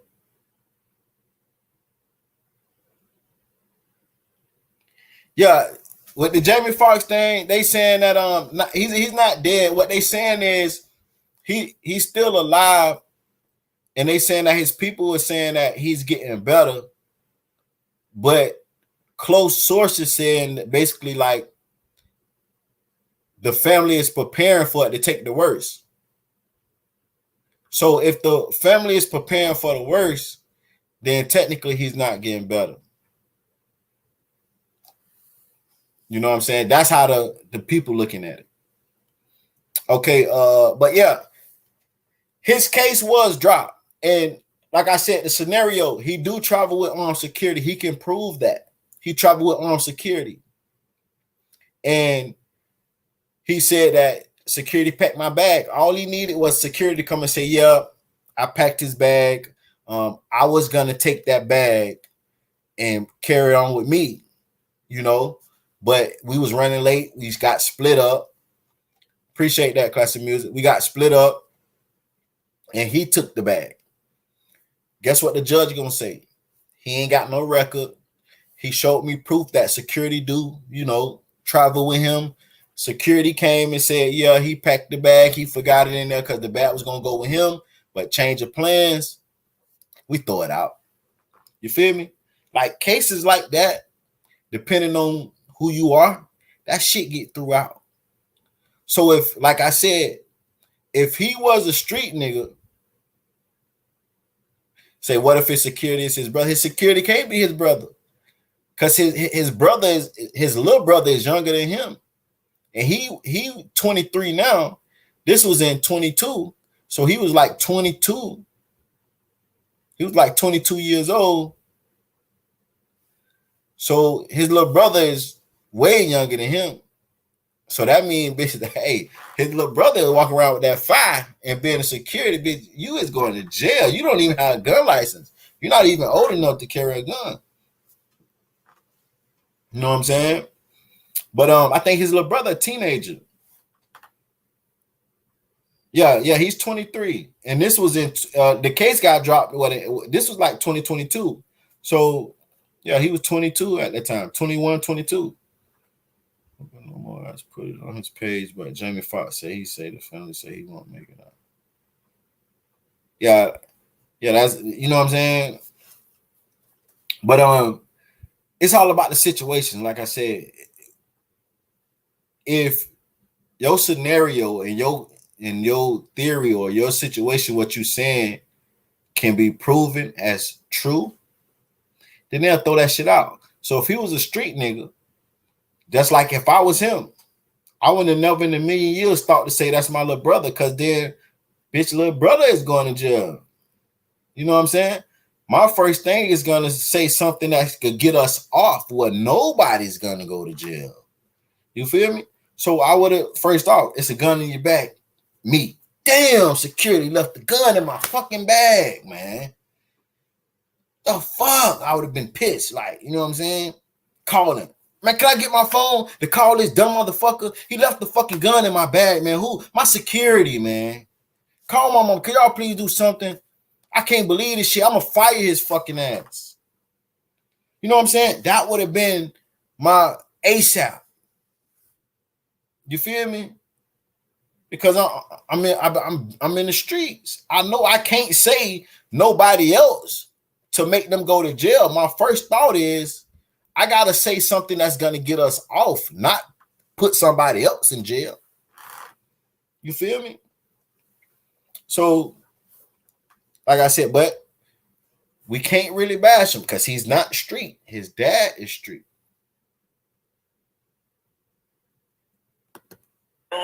And that's what it appears to be. You understand? Do you have anything else on you at this point? No, sir, I promise I don't. Okay. This is accurate, sir. No, I understand. Man. Do you have a concealed weapons permit or anything like that? I don't, sir. They left that in my bag. My little brother's outside waiting for me, sir. Now look, he's still. You understand? Now look. But this the crazy part. Now when he first said it looked like a gun in the bag. Fly for real, Alabama on the fly. Because think about it, when you come up in the streets, your first mentality when you run into the police is to say something that's gonna get y'all off. We ain't trying to put nobody in jail. We trying to make it where we could go home free. So I would have said anything, but it's my little brother. But y'all don't realize what he just said. When they first said it looks like a gun is in the bag. He said, that's my little brother bag, right? And then he went to say, my security left that in there. My security packed my bag. Now he's walking off. He's saying, man, that's my little brother bag. So now he done put it back on the little brother. And he say, my little brother is outside waiting for me. So that's how nervous he is. He's so nervous that he mentally can't stay focused. Because he studied throwing the blame on his little brother security and back to his little brother, and then he gonna throw it back to the security. The police already know, nigga, you lying. But the police is being nice because a nasty one would have said, nigga, which one is it? Your little brother or the security? Nigga, I know you're lying. Your ass going to jail. You know what I'm saying? I'm gonna rewind it back just so y'all could see how he says his little brother, security. Now, as they walking back, because this shit done got real, the handcuffs on, done threw it back on little bruh, and now he's saying little bruh is outside waiting for me. How is first off, you was getting ready to board a plane. Your plane take off at 2 o'clock. It's almost 2 o'clock now. How is your little brother, that's his bag, and he's outside waiting for you? You mean outside the airport or outside, like in the plane waiting for you?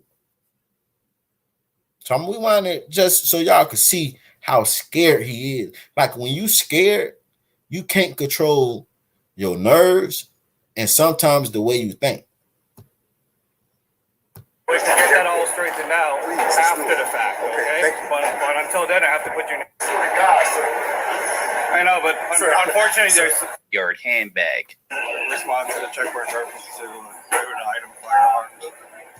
Now, mind you, they don't even know that it's actual gun. They say it looks like a gun. He's advertised, did he say, sir? Now, they don't know that it's a gun for sure. They just saying it looks like a gun. But he let them know off rip, bitch, that's a gun in my bag. Because, bitch, that's a little bruh bag. That my security left it in there. That's a little bruh shit. Like, bruh, we first off, goddamn, let them find the gun first. Facts.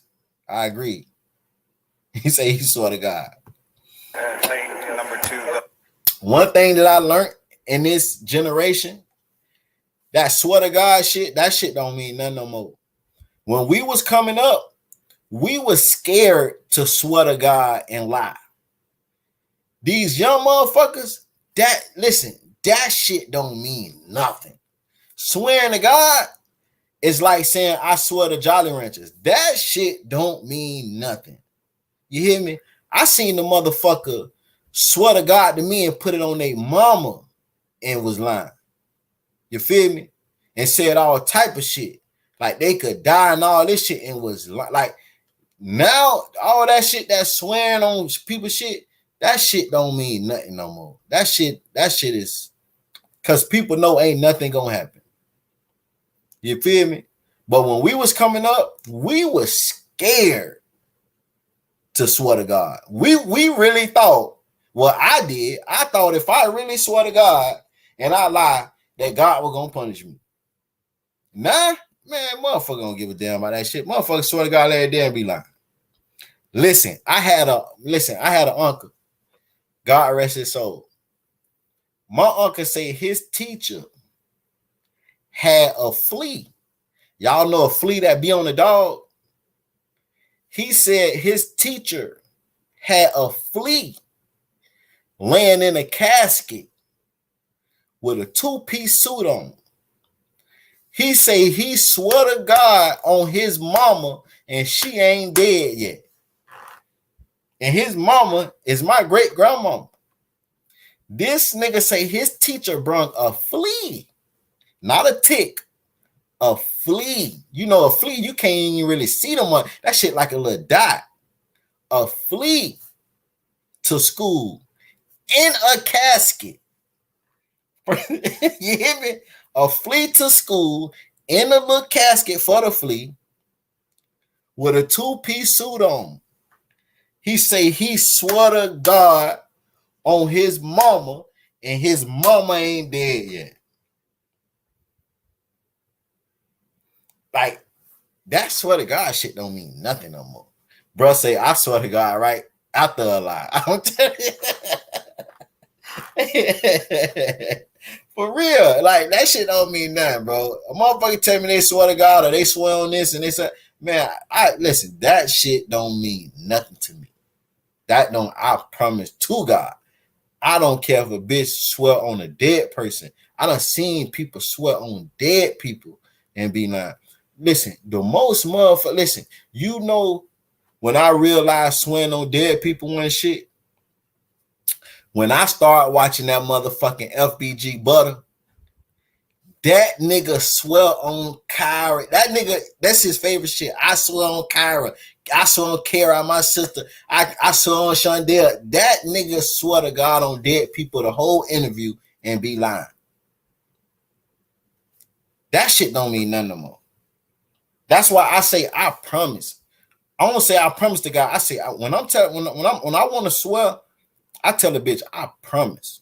When I say I promise, I treat I promise like I swear to God. I'm telling the truth. If I tell you I promise, I'm telling you the truth. Now that's God honest truth. If I say I swear to God, I'm lying. But if I say I promise mean more to me than saying I swear to God. Because nowadays, that swear to God shit don't mean nothing. Motherfuckers been lying on God for a long time. You feel me? Homie saying he swear to God, that shit don't be that.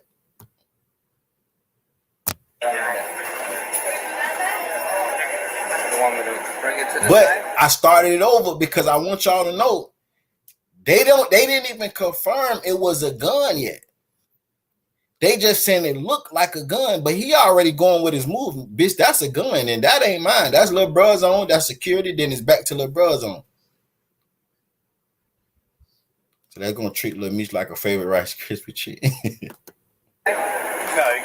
During the investigation process, TSA agents would also discover ammunition alongside an illegal substance residue located in a go-yard handbag. Response to the checkpoint purposes to favorite item firearms at lane number 2 of the checkpoint. Mora's definitely going out the drain, out the window nowadays. Because that looks like there's firearms. He say looks like. That's my little brother.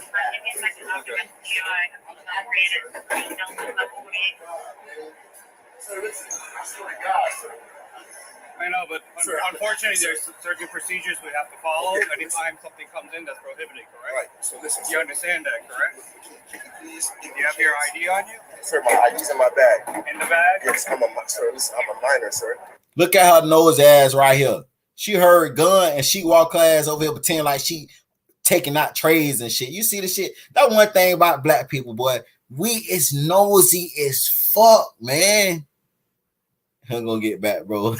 Listen, we is nosy as fuck, man. She heard gun and she heard this nigga swear to God. She come prancing her ass over here and pull out an empty motherfucking tray. Don't listen, the nigga just put the tray on that motherfucker. Why she gonna take the tray off the pile? That's the line where you put the tray on the pile. That's how you know when you just being nosy. When you do shit that you ain't even supposed to. Nigga, he just put the tray there. Why would she take it off? Comes in that's prohibited. Look at that. Look. You understand that, correct? Do you have your ID on you? Sir, my ID's in my bag. In the bag? Yes, I'm a minor, sir. She just moving shit around. They left that in my bag, sir. I did not put my bag. I wish to get that all straightened out after the fact, okay? But until then, I have to put you in handcuffs until we figure this out. Okay? And I'm sorry to keep pausing this shit. Music 101. I see you grinding. Salute to you and your people. Salute to you, bro. Appreciate you watching me and supporting. But this my thing is too. I'm sorry to keep pausing it, but we gotta break this motherfucker down. You hear me? Why is everybody saying that QC is mad at 1090J when he's not the only blogger that's been talking about it? Tracy, is you caught up on the video or you like still like watching the 1090J stuff? Because I see your last comments that you've been coming, you still been coming on the Rollo. So I don't know if like you is the live caught up all the way or you still watching the 1090 Jake and the Rollo part. So if you see this, you may see this late because I got a feeling you still watching Rollo them part. But your comments coming in as of right now, live. But I think you still watching Rollo part. All right, they say 1090 Jake a fraud though. Hey, but listen, and this is my thing too. This is another thing. This is a grown-ass man at this point. How could he say he a minor? You heard when they asked him for his ID. They gonna grab his ID. They gonna see that you're not a minor. Like, bro, like you panicking like a motherfucker. I think it's racial profile. It ain't how. Now I tell you, I've been rocking with you, you've been rocking with me, but we got to be realistic. How is it racial profiling if they ran his bag and they say it looks like a gun and it really was a gun? Look, she laughing now. Hey, see, hey, look, and that's cool. We be taking up 5 people, you know, and I'm with it. But you know why I don't do that? You know, and it's all funny, guys, but you know why I don't do it? The reason why I don't take up for our people when we wrong, because when we right and we be like Black Lives and justice and stuff like that, they not gonna take us serious. You feel me? Because if we be like, oh, they racist, they racially profiled us, let's march. And we clearly see this motherfucking x-rays show this big ass gun in his bag. You feel me? We clearly see he wrong. That's like the boy who cried wolf. So that's why I don't take up and pull that card, even if, you know, we joking. I know you were joking, but I'm just saying that's why I don't do it, because when it really happened, it be watered down by that point. It'd be like, motherfucker don't care because nigga, y'all always say that. That'd be the excuse then. Y'all always pull the race card. You know what I'm saying? Because motherfuckers use it so much. You know what I'm saying? So you got to keep it 100 facts. You know? Like I see, like I love to watch. I be on TikTok, right? Trigger, how is he a fraud? Because I actually just started watching him.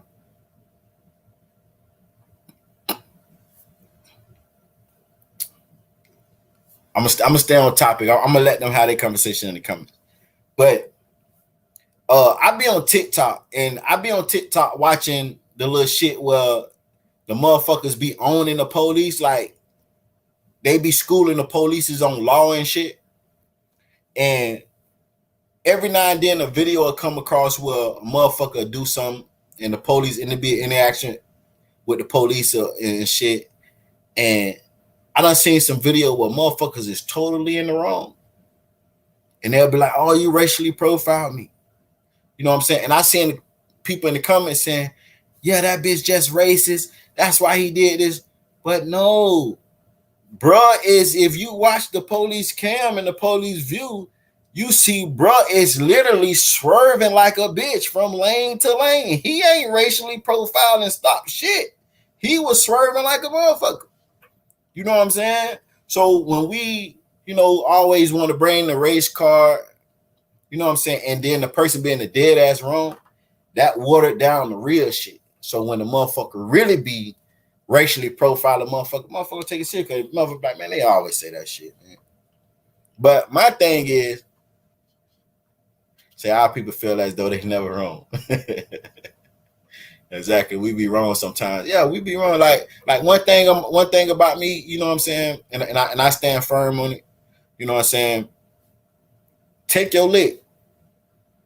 Take your lick. I don't care how bad it hurt. I don't care whatever it is. I stand firm on that. Take your lick. It been plenty times where I've been in situations where it's like, I'm gonna take my lick. I don't give a fuck if I gotta cry, but I'm gonna take it though, because I gotta accept my responsibility. Like, I ain't never snitching on nobody. I'm never blaming nobody else. I'm gonna ride for my fuck ups. I don't give a fuck if I gotta cry, pray it out, whatever. I take full responsibilities. You feel me? And that's what we gotta do. When we start doing that, and taking responsibilities for your actions, that kind of make you a better person, because it's like, I don't want to go through that shit no more. Like, you know what I'm saying? Like, damn, see what I put myself through? I don't want to go through that shit no more. So you tend to be a little better towards things. You tend to be more mature in situations. You got to be logic and not over emotions. Facts. Truth hurts at times. Right. Right is right. Wrong is wrong. Just take your lick. Facts. Facts. Facts. But my thing is, too, back to the video, how is this nigga gonna say he a minor and at this age he's 22 years old? Like, they ain't gonna check his ID. Say, why they threw little bro under the bus like that? Like, come on, this nigga is really panicking, man. Nigga, you got a big ass chain on. You look 28 on this motherfucker right here, bro. I know you ain't no fucking minor. Okay, you understand that? My mom or somebody? We'll do that after. Okay. All right, just turn around for me. Be cooperative. Everything's on video and audio surveillance. Plus, I'm on body cam. You understand that? Okay. This is just for your safety and everybody else around you, because there's guns involved. Okay, or possible guns. That's to confirm it. Okay, X-ray doesn't tell us 100%. Okay, it just says there's a possibility, and that's what it appears to be. You understand? Do you have anything else on you at this point? No, I promise I don't. Okay. Just an actor, sir. No, I understand. Man. Do you have a concealed weapons permit or anything like that? I don't, sir. They left that in my bag. My little brother's outside waiting for me, sir. I promise you, sir, that's not mine. I have security guards, sir. I'm injured. Okay. See how much jury I have on me? Listen, that's okay if you got that. The problem is bringing it into the checkpoint. But just have a seat for me. My mom's a flight attendant. Just have a seat. I would never do that, sir. I promise you, man. Let me see. He accidentally went back. I'm caught up now. She said she caught up now. I knew you was behind a little bit, because you was still talking about Rollo, goddamn it. We on Big Meech. But this nigga say, you see how much jury I got on me? I would never do that. One thing that I realized that y'all got to realize too, these police don't, when y'all be saying, man, I would never do this, and I'm sorry, and please trust me, they not trusting shit. They don't give a damn if you would never do that. We're working with what we have right here, nigga. You did that as of right now. You will never do that, but you did it right now. Like, just save the breath. Like, don't be telling motherfuckers, I'll never do it, please believe it. They don't care about that. Police pretend like they care, but their job is to lock your ass up if you break the rules. Say my phone have been suddenly. I said rewind it. Okay. Bit Meech crying. He said Bit Meech crying right now. You know Meech seeing this shit.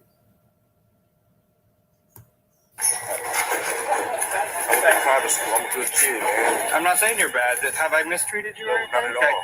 Not at all, sir. I'm trying to tell you, sir. But you understand the severity of what is occurring, right? I would never do this. I fight every week. Listen, if what you're telling me is true, we can work things out. Okay? Please, I'm working. But there's procedures we have to follow. It looks like possibly 2 guns, and he doesn't have a. Listen, sir, I was going to tell you. Right? His ID and everything's supposedly in the bag. Listen, sir, I want to tell you 1 second. I fly every week, sir. I have 2 security guards, and we're rushing to the airport. I have a premiere. I'm an actor. That's why I have a big chain. Me and 50 Cent have a TV show. Sir, this will warm my life. Do you have a concealed weapons permit? No, sir, but I have never. Don't show work. You see that shit? This nigga is pouring his heart out. Nigga, I would never do that. This nigga say, I'm an actor. I have a TV. He say, I'm an actor. That's why I got a big chain. I have a TV show. These people don't, you see how he say, do you got a concealed permit? No. Okay, sit right here, don't say that. These people don't care what the fuck is you talking about. They don't care about your chain. They don't care that you're an actor, nigga. They worried about this gun you got in this motherfucking bag. Hey, I ain't even famous and I can't get laser on that stuff in the airport. I told we can't write this out. I told we can write this. He said Popo told we can write this out. Yeah, they worked this out and took the nigga ass to jail. You gotta say that for the jail. Right. Like, listen. A lot of people tell, what's up, 3-3?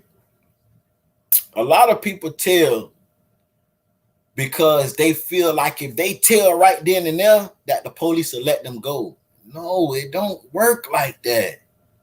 You still going to fucking jail. You still going to jail. It doesn't work like that. You feel me? If them was drugs in his bag, he would have told where them drugs came from. Because he's trying to get released right now. It don't work like that. You got a gun in your bag, bro. You're going to jail. It's no ifs, ands, or buts about it. Okay, police charged the crime. Yeah. Like, the police can't do nothing. At this point, the police can't do shit but take you to jail. You know what I'm saying?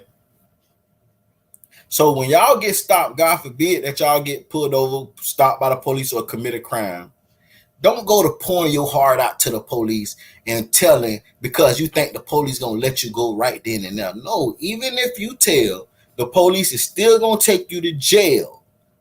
Now you done gave a whole statement on somebody. It's still up to the prosecutor and the judge to take what you said to use it. The police can't do nothing. So, hey, at least be solid in the process of being arrested and being put in that cell. I would never bring this in the airport, sir. I promise you. Are they traveling with you? No. Look how fast he walked off. It looks like possibly 2 guns, and he doesn't have a. Listen, sir, I was going to tell you. Right? His ID and everything's supposedly in the bag. Listen, sir, I want to tell you 1 second. I fly every week, sir. I have 2 security guards, and we're rushing to the airport. I have a premiere. I'm an actor. That's why I have a big chain. Me and 50 Cent have a TV show. Sir, this will warm my life. Do you have a concealed weapons permit? No, sir, but I've never. Don't show work. Hey, I'm sorry. I don't mean to keep pausing it. But y'all know, if y'all watch my videos, when shit be like, I be breaking this shit down to a T. You feel me? That just, my natural instinct. Something else I want to say. He's a new celebrity, throwing 50 under the bus. He said, I'm 40 and been in with my father. He started out since the same time. Look, one thing that a celebrity would tell you, if you're not a known celebrity, Michael Jordan, someone, when the police see you, they know you. And that I'm talking about when I ain't gonna say I'm known. If you not Michael Jordan, LeBron James, in that caliber music, you should have went into character and almost like watching BMF. Listen, this nigga told on Omar from BMF. His security guard is named Omar. This nigga told on Omar from BMF. Soon as that nigga say my security guard named Omar, I thought about Omar from BMF. No, Lamar. You know Lamar and BMF, but I thought about when he said Omar, I thought about Lamar. But let me tell you something else in this situation right here. He said, I'm a celebrity. If you're not Michael Jordan, if you're not LeBron James, if you're not a celebrity that the world glorify, being a celebrity, getting caught doing something, don't you know the police be ready to lock your ass up? Because they get bonus points for locking up celebrities. They make the news. They make the big talk in the precinct. Oh, bro, just locked up 50 Cent. Like, yeah, that's not a good thing. That's not a good thing. When I was in Atlanta, fucking off with celebrities and shit, and nigga get pulled, we got pulled over one time. Get what? Nigga, I ain't talking about they ain't no fucking celebrity. Nigga is waiting to catch a celebrity. Because they know celebrity be thinking they God. That's how the police look at it. Nigga, you think you can do whatever you want. I know something in the car. Let's search. You got any guns, firearms, anything can poke me? They be ready to take your out of jail. See, he's a new celebrity, so he don't even know. But saying that celebrity shit, bro, if you not the ones that we worship like God, that shit don't work. You going to jail even quicker because they ready to get their stripes.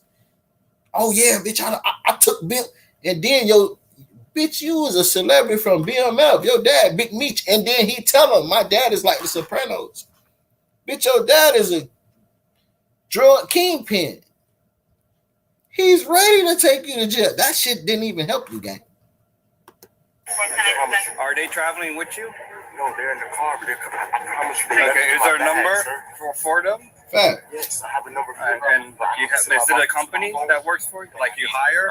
Or they're like personal security guards. Right. But do you I have a phone. hire them independently? You hire them through like an agency? Okay. What's your first name, sir?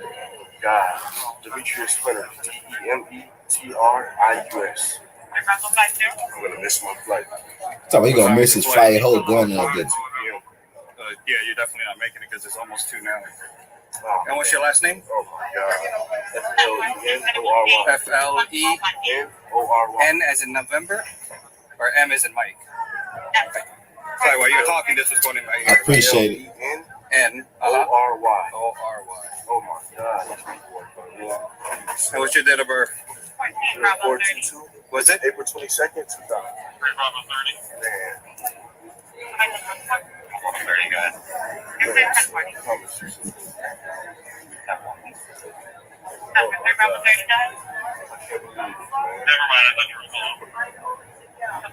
have no idea. And where you live, here or somewhere else? Yes, I live here. What's your address here?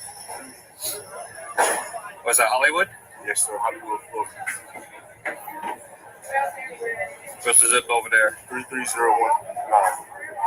Yes, sir. If you grab my phone, I can have the security guard tell you yourself if you left them in there, sir. I will take you to the airport. I promise you, sir. What's this phone number to the guy? I know I have to get it from my phone. I don't know. My phone is right there by my bag. So, All right, we'll work that out then, okay? Please work it. What's his name? Right. What's his Omar? R-I-G-H-T? Yes, and Mandrell Rowe, security guard. And what's the other guy's name? Mandrell, M-A-N-D-R-E-L-L. M-A-N-D? Uh-huh. Rowe. And those are your security? Yes, this is my security. And you know who packed your bag? Yes. Which security packed my bag, so I would never do this, sir.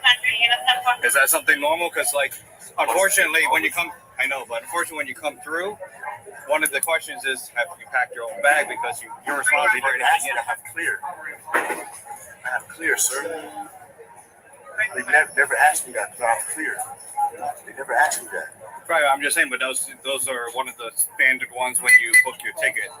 It tells you make sure, because. So listen, I'm an actor. I fly.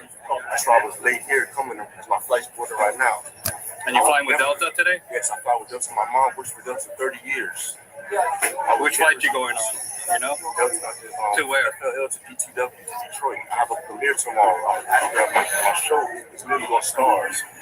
Like, if I go to jail, my career is ruined, sir. Well, nobody says you're going to jail yet.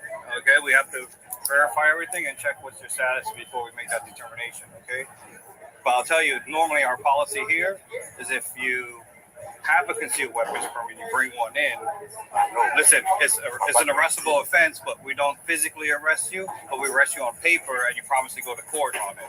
If you don't have a concealed weapons, our general policy, everything is subject to circumstances. But our general policy is that we have to physically arrest you and take you physically to jail and bond out if you don't have one. That's our normal process, okay? But as our supervisors called to, they have the capability of taking all the circumstances in place, and they can override that general policy and make exceptions to it. Okay? I don't know what's going to happen because I'm not the boss. You understand? That's something wrong, sir. So we'll get to that once he's going to be on the way. Anytime firearm comes, the supervisor has to show up. Yeah.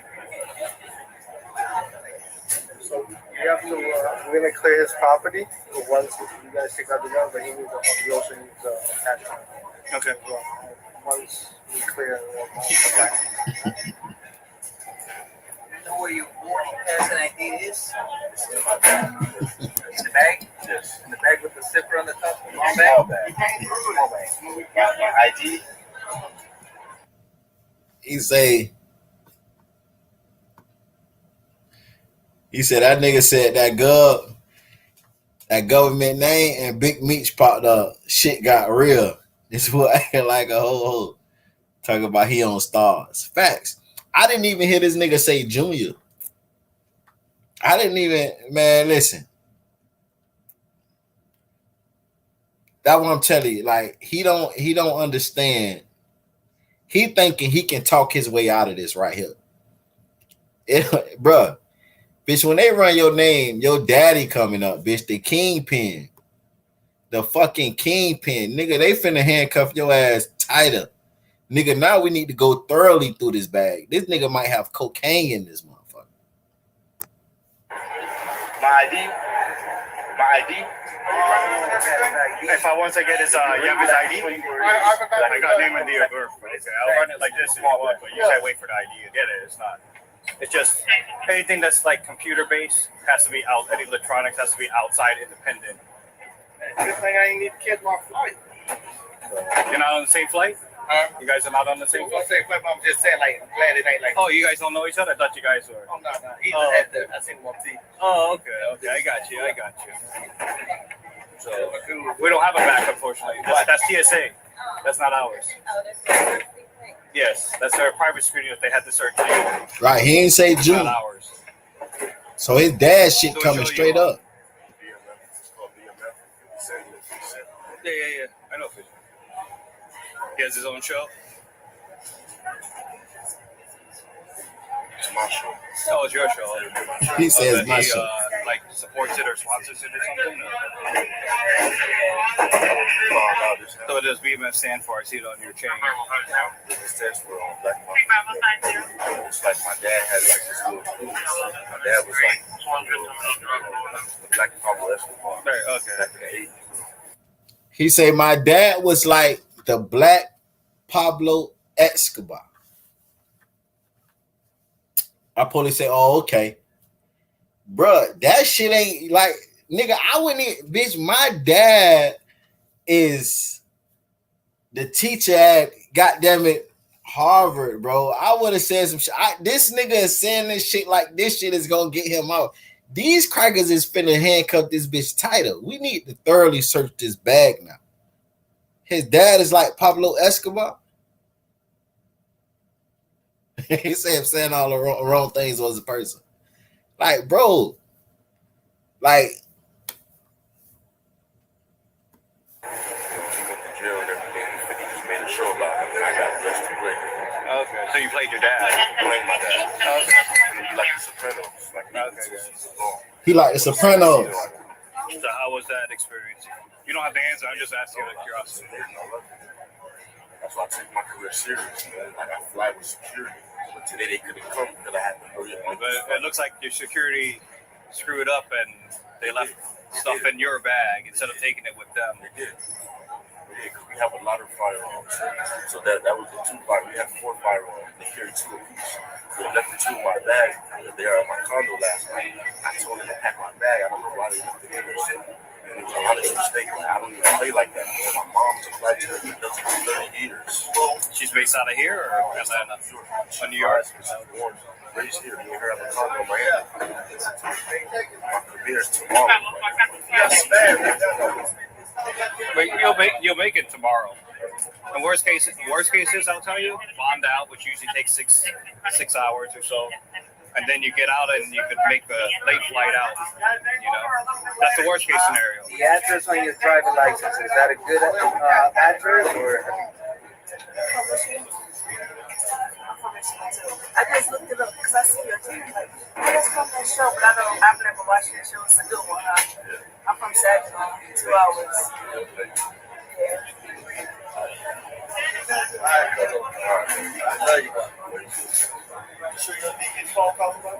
I'm gonna wait till they done. I don't want to disrespect them.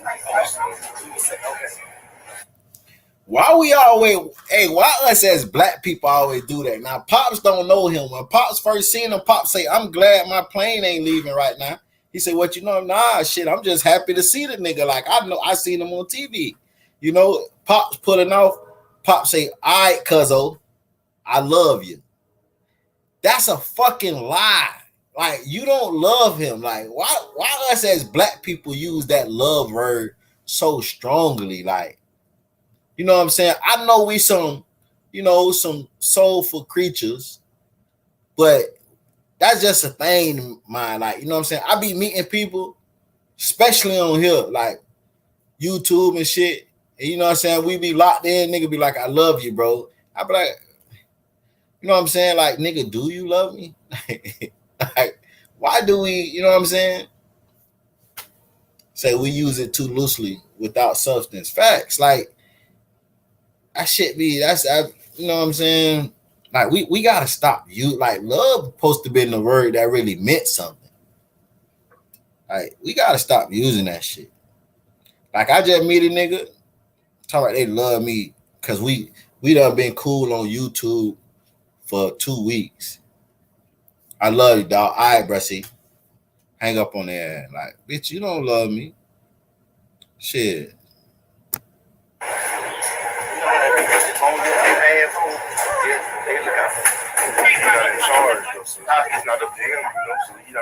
The sergeant hasn't showed up yet. Once he shows up,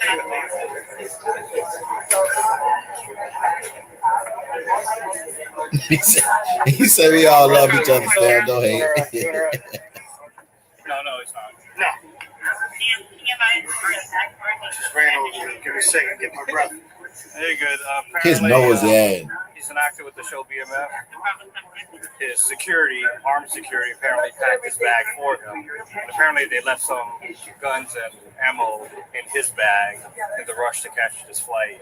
Okay. And he's claiming that his flight was booked by agents and the flight was full, so he's separated from his security right now. But he's saying he could call security, but he personally does not have a CCF. So that's where we're at right now. Were you on a flight or? No, there's several now in the airport. Oh, okay. Yeah, I didn't even know.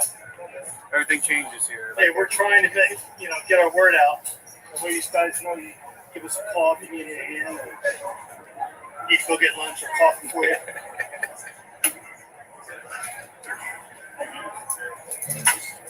The officers who's handling the cases over there with the bag, with the firearms.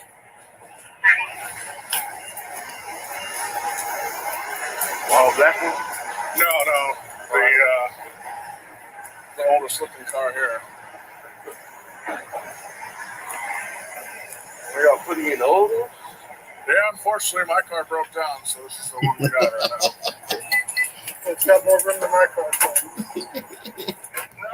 Hey, man, what's up with this nigga, man? He worried about riding in the new or the old car, man.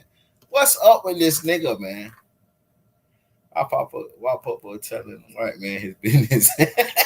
And you see the white man come up to me, I gotta catch my brother. Bitch, you been standing around in the airport all day. You just want to be nosy and come over there too, because you see the nigga is being detained. He said, I know his heart is beating fast. So I guess the supervision didn't override it. Come on, man. Y'all know he was going to jail. I don't give a fuck what he was saying. And that's the thing, like, you could tell he don't have no experience. Like, when I first seen that he was, you know what I'm saying? When I seen the little clip, I'm like, man, not Meech, son. But as I watched it, I'm like, his daddy, we trying to put his image of his daddy on him. His daddy a gangster, not him. You know what I'm saying? And that clearly shows you, man, just because a motherfucker daddy a gangster, come on, bro. That ain't, you know what I'm saying? Like, bro just really did too much. But the case was dropped. Like I said, he do travel with security. All it took was for security to come to court and make a statement. Look, Judge, I packed this bag that night. That bag supposed to came with me, but we got split up. He was running late, so we just went ahead and took the flight. He took his own bag. We forgot the guns was in the bag. The judge believed it and threw it out. Now, I did hear your boy Sadie Nash say the kind of tote bag he had, the suitcase he had, that's like a suitcase they use to carry guns. So I don't know if he really tried to get the gun in that bitch himself or not. You know what I'm saying? I think they just messed up the whole series. The gun as well. Yeah, he was supposed to use people that make his image better. He had been better off saying, I got a meeting with Trump tomorrow. Yeah, he most definitely, hey, man, that shit ain't talking about my daddy is the kingpin, Supremo, and all this shit. Pablo Escobar. Bitch, now they think you in this bitch trafficking cocaine through the motherfucking airport, bro. Like, you didn't make it no better, man. But I must say the charges was dropped. He was good. He did respond today subliminally and like, you know what I'm saying? He was saying shit like he posted Wayne's song "Long as My Bitches Love Me," and you know, he basically saying he ain't give a fuck about people, what people said about him. You know what I'm saying? Like I said, this situation, I don't think this gonna change nothing. It's not gonna hurt him in no way.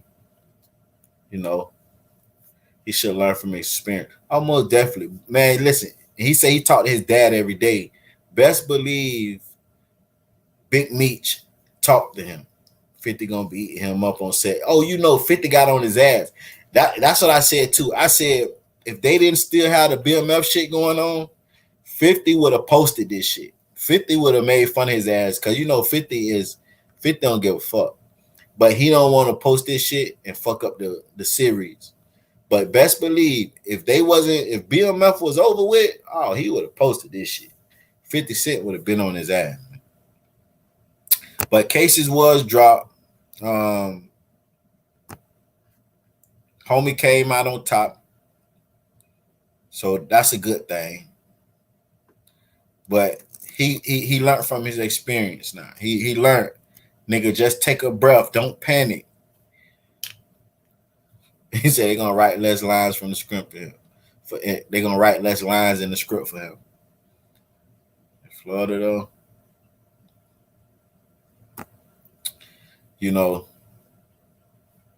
now we're gonna go over to I ain't gonna be too long, but we're gonna go over and speak on this King situation with Finesse2tymes. Again, we spoke on it last night, right? Salute to the chat and the whole. Salute to you. Well, now you're a suspect, dummy. He'll crash them. So he's saying get beat up. My son. Nah, I ain't see that. Money and high vouchers always win. I bet one of 50 Cent lawyers called into the precinct. Oh yeah, you most definitely 50 and the team put a good lawyer, you know what I'm saying, together. He had a good defense team. You know what I'm saying? And he the star of the show. So best believe he's well taken care of on that behalf.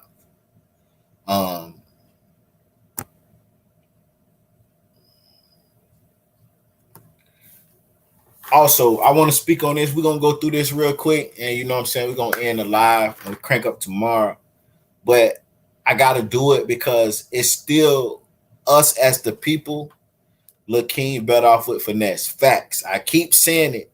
But you know, one thing that I realized, and we talked about it last night, and one thing I realized, a lot of men is saying King is better off with finesse, and a lot of women is saying that he's better off with his mom. And the reason why we still haven't came to a level of agreeing with each other, because it's been split up, not from race, not from anything else, but from gender, from a woman and a man point of view. A woman would never think like a man, and a man would never think like a woman. Us as men, I gave a perfect example last night. I gave a perfect example. Your logo is hard. I appreciate that. I gave a perfect. I better be hard. I spent $500 on that motherfucker. It better be hard, because I was gonna turn the logo into a NFT. But as soon as I got that bit, that's when that NFT shit started going down. So I ain't never do it. But bro, I gave a perfect example why King is better off with Finesse2tymes. And even with my example, a lot of women still wasn't buying that shit. And now I understand why. And I'm going to give y'all the example for the people that didn't watch the live last night. Okay. Lil King is being raised by his grandmother. His mother was in jail for 2 years, right? He's been raised by his grandmother. His grandmother can't do nothing with him. Lil King is living on the streets. He's living on the streets with the dope boys. So mind you this, when he's with his family, before Finesse2tymes found him, he was on the streets. Not saying he was homeless, but he was on the streets because grandma can't do nothing for him. Grandma 70, 80 years old. She can't run after him. You know what I'm saying? So it wasn't his mom unfit and drug out. Yes, his mom lost all their kids. CPS came in and took all of her kids. King is not the only child. And that's what, and that's another thing. A lot of people keep saying, but he still need to go back with his mom. He never was with his mom. His mom lost all her kids. She don't have custody, not one child. Not one. She got 4 kids, 2 boys and 2 girls. These kids is somewhere raising themselves. See, but a lot of y'all don't know that. A lot of y'all keep saying, well, he don't need to be with Finesse. And I keep telling y'all, Finesse is a fucking rich rapper, a celebrity. Yeah, the environment he's in is fucked up still, but he's taken care of. Before Finesse got him, he was on the streets doing the same shit that we see he doing live, but he was doing it on the streets around killers, around homeless motherfuckers, around thugs, around motherfuckers that'll kill him. You feel me? Now, I'm going to give y'all the example that I gave last night. And like I said, even after I gave this example, a lot of women didn't agree. And now, as I slept on it and I thought about it, I understand why women still feel like King should be with his family and should be with his mom. So, boom, my example was, I wasn't like King. I wasn't like no family, had me and I was in the street. No, it wasn't like that. I played football, best on my team. My coach seen potential in me. But in Florida, we don't gang bang. It ain't no blood and Crips, but we rep neighborhoods. You feel me? My coach at the time, he's my godfather now, but my coach at the time, he was a part of the ones that created this the name of the little set we rep, right? So I'm playing ball. I'm the best thing that touched the football at this time. I ain't pulling my coat. I swear to God, I'm just talking about records. I'm shattering shit. You feel me? I'm the best thing in our whole football league that touched the football as a running back at this time. So before he was my goddaddy, he's my coach first. So he like, boom, I see his potential. I know he can make it, but he's also in the streets. You feel me? And I wasn't no motherfucker as a young age, like doing no terrible shit. No, I was like as a kid, I was like a borderline street nigga. Like, I'm the nigga that, bitch, we gonna hang out and we gonna thug. Like, I'm a thug with the gangsters. But I'm not finna go just do no crazy shit. I wasn't into stealing no cars, none of that shit. But I'm with all the smoke. We gonna fight. We gonna go to the whatever we gonna do. But I'm not finna do no other shit. You know what I'm saying? But I was even more like, I'm hanging with the gangsters. Like, I'm with it. And I'm with whatever they with. My coach, that's my godfather now. He like, I gotta take him under my wing. Mind you, my coach, he's known for being one of the biggest gangsters in our neighborhood at the time. He started our little clique that we was repping out. When he was a kid, he like named that shit.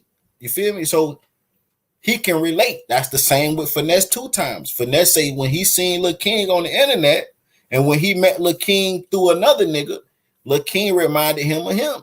That's like my goddaddy. My goddaddy was good as shit in football too. I'm repping the same gang my goddaddy created. You know what I'm saying? When he was a kid. So boom. He started taking me under his wing on the football shit. He's my coach before he became my goddaddy.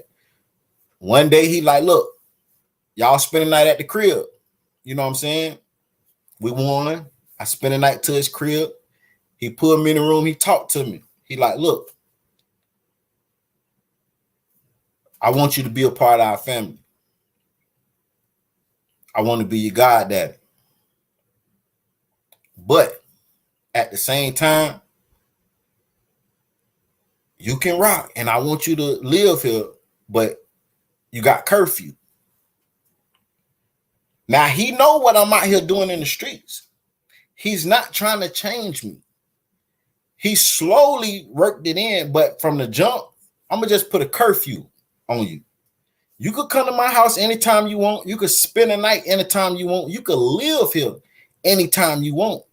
But you got a curfew, nigga. You got to be in my shit by 12. You feel me? So at this point, Finesse2tymes say he took the nigga in, but he kind of let him thug. He let him do him.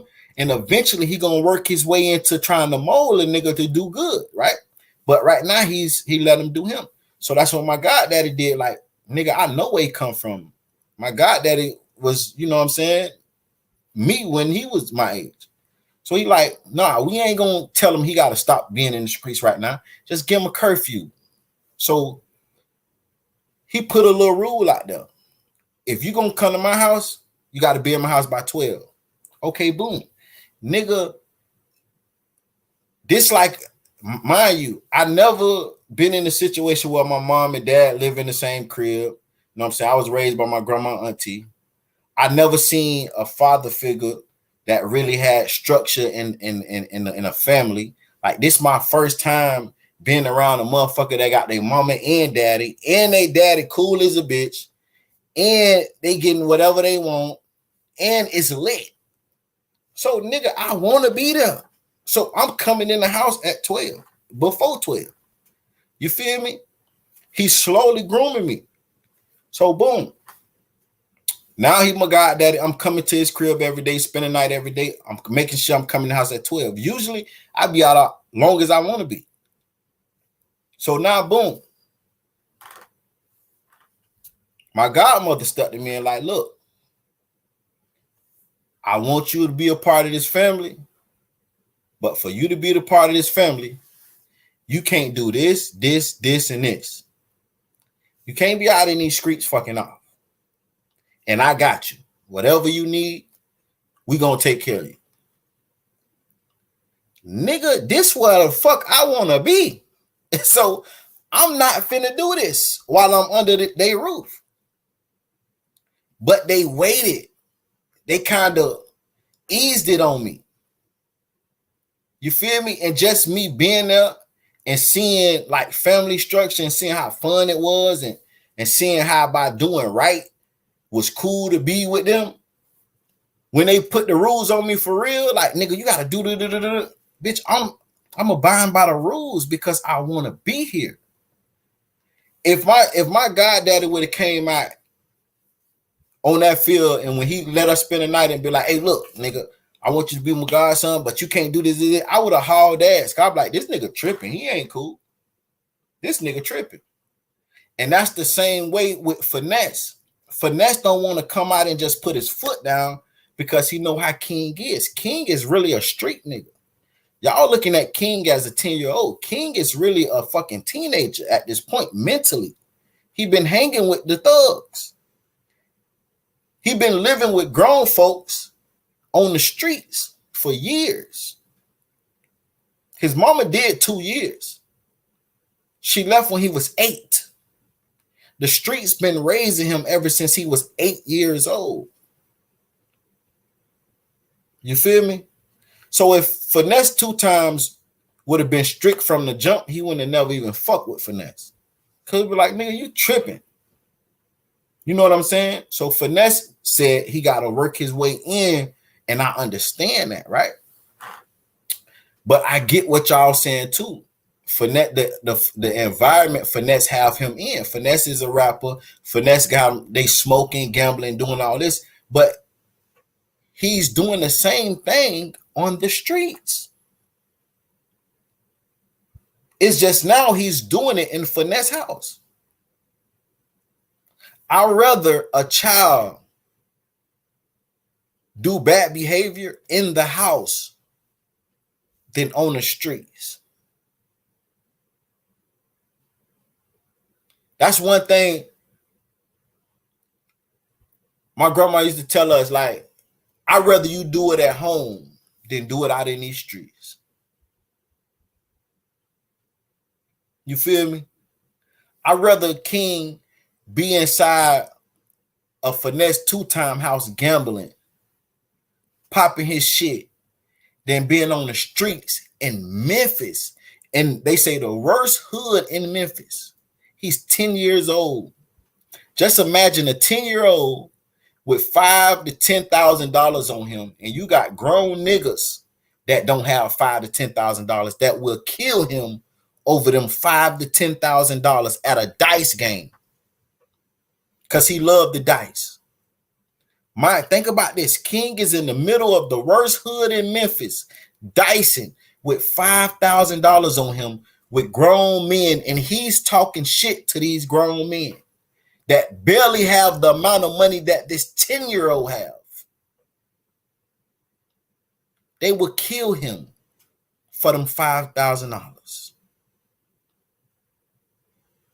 It get real at the dice game. It get real at the dice game. Especially when a nigga loses. I'd rather him with Finesse dicing niggas with money already inside of a house than him dicing niggas who barely have money, taking their last and cussing their ass out. Because we know King got a smart ass mouth, right? So I agree with the ones that feel like Finesse is not fit, right? He's not fit to have a child live with him 24/7. He's not. But he's better off with Finesse than he is with his mom or his family. Because if he go back to his mom, he's going to go back to the streets.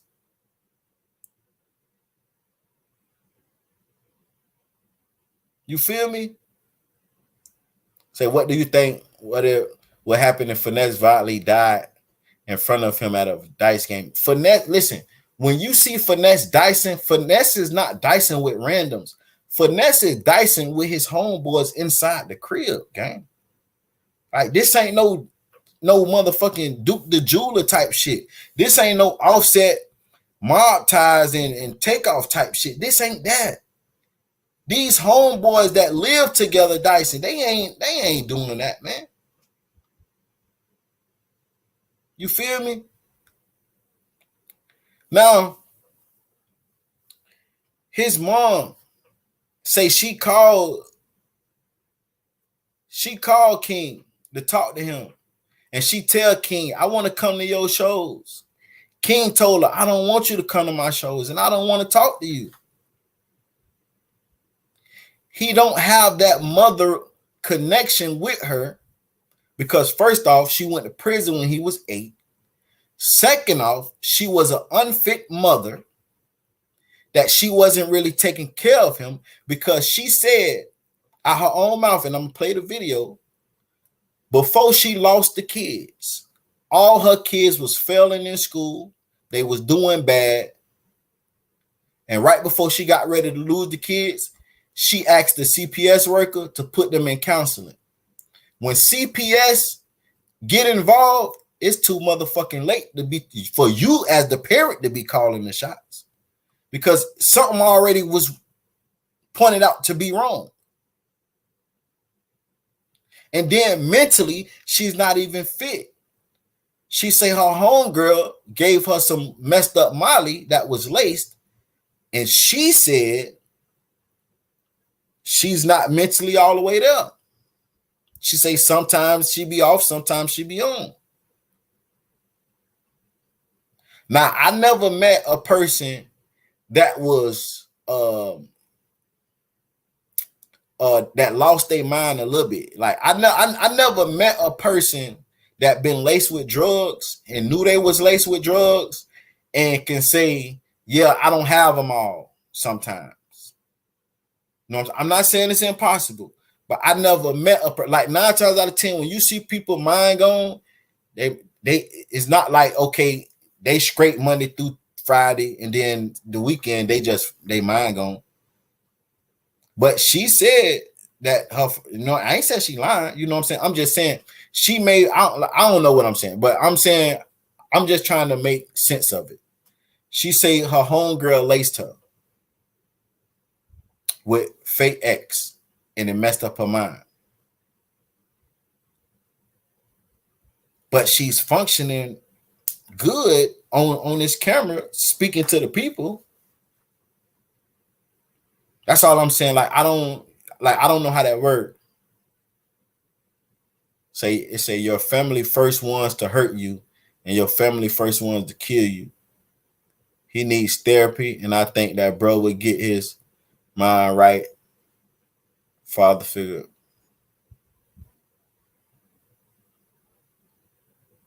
Say that wears off. I can't agree with that, Black, that it wear off. Because I got a homie that I got 2 homies that people don't put something in their drink and they mind been gone since I've been the kid. I never met nobody say nice to meet you. Bipolar, schizophrenic patients over here. Facts, right, Black. Like I never met like the people that I know that lost their mind from being laced with drugs. They never came back yet.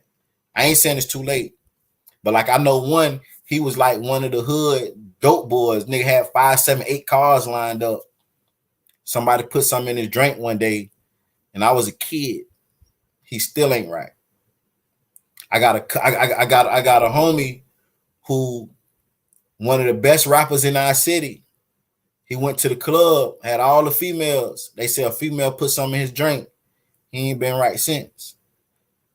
Me personally, I'm not saying it is not possible, but I'm saying I've never seen nobody gain conscience of their mind back. Now, I want to say I believe in, you know, I think that it's possible, but I think that it have to be stuff done with whatever the process is for it to happen. because it's some strong ass medicine out here that from the earth and herbs and shit like that that we don't, you know what I'm saying, we just don't have knowledge of. So I'm pretty sure it can happen. And then at the same time too, if I'm not mistaken, it's a chemical imbalance. So I'm pretty sure that chemical imbalance could some way, you know, something could happen and balance it back out. I'm not saying like I believe you. You know, I'm just saying me personally, I know people. You know what I'm saying? I know people personally, and they haven't got back right yet. You know what I'm saying?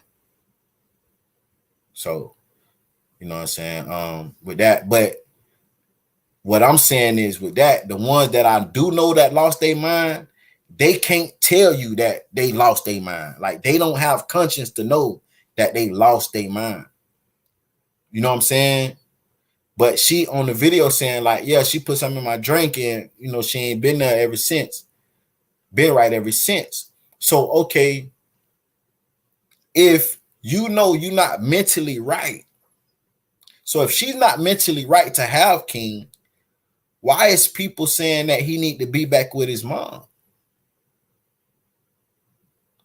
She didn't have King before she went to jail.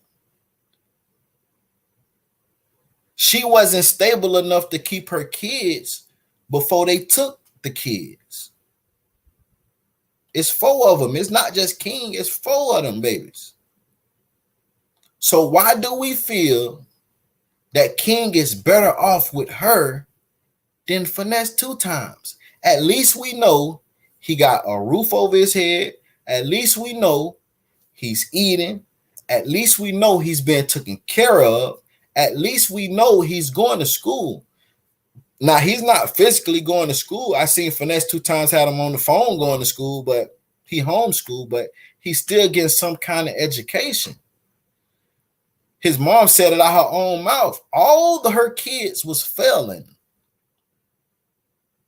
She wanted them to get counseling. Why did you want your kids to get counseling?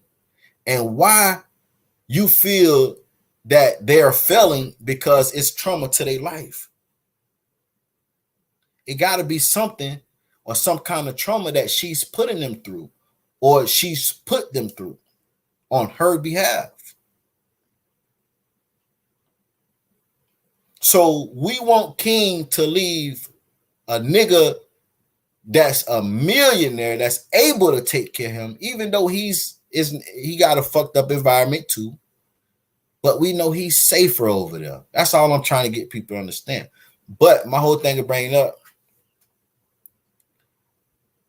say I got a chick at my room that goes in and out of her mental episodes. You have to say her full government for her to snap out of it. Medical board still haven't tapped the surface, how to reverse it. Okay. Yeah, like I said, I'm not saying it's not possible. I just never seen the ones that I seen that lost their mind, they never snapped back. But in my heart, I always said to myself, it's possible. You know what I'm saying? Anything is possible. Like that's one thing I believe. I believe anything is possible. It's just about having knowledge of the steps to take and applying that knowledge. But this great world we live in, just by going off history and our ancestors, anything is possible.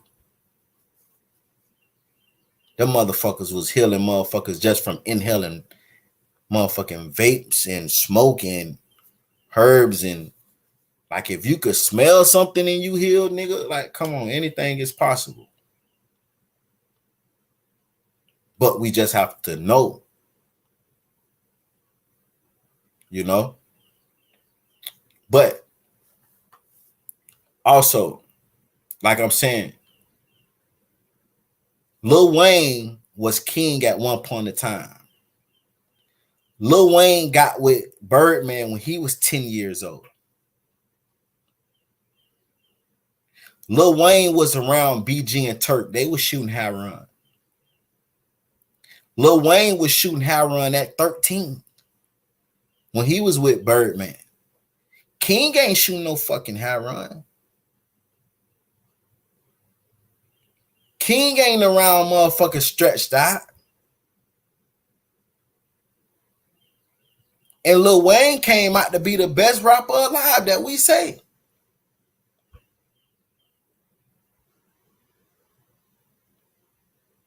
So I think we just going hard because we don't like Finesse2tymes persona.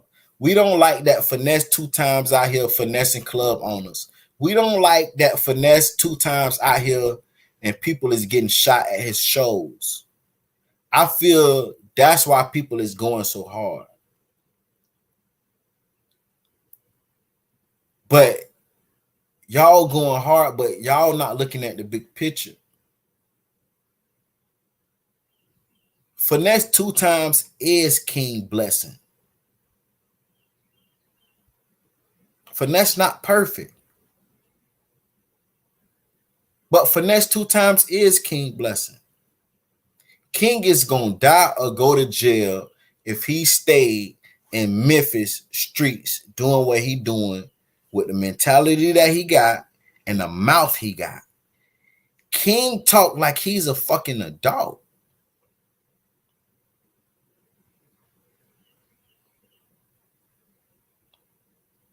Like, let's make it make sense.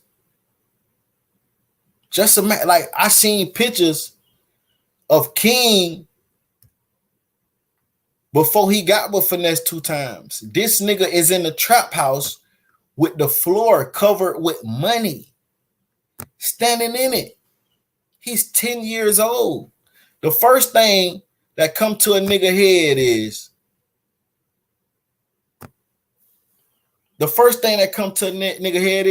that's fucked up. Imagine a grown motherfucker, 25, 30 years old, see a kid with $5,000 and they ain't got shit and they got kids to take care of. And King is in the trap house. First thing they'll take his shit first off, but they gonna have to kill him because they know King is not the ordinary 10-year-old. So they would treat him like they would treat a grown nigga. So we can't tell God what the blessing look like. We can't tell God what the blessing look like. But if I was in a situation that was fucked up, where every day I wake up, it was life or death. And now I'm in a situation where it's not 10 times better, but just a little bit better. That's a blessing. Anytime you can come from 0 to 1, you ain't even got to go to 10. That's a blessing because you elevated just a little bit. You came from out of what you was in.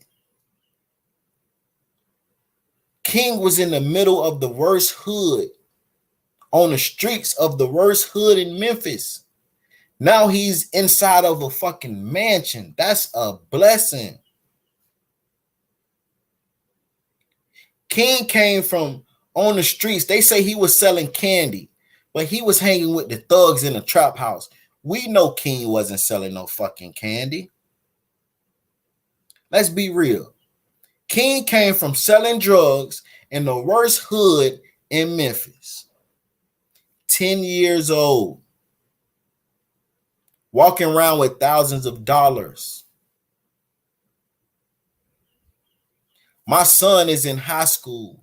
His friend ordered a diamond chain off of a website that costed $20.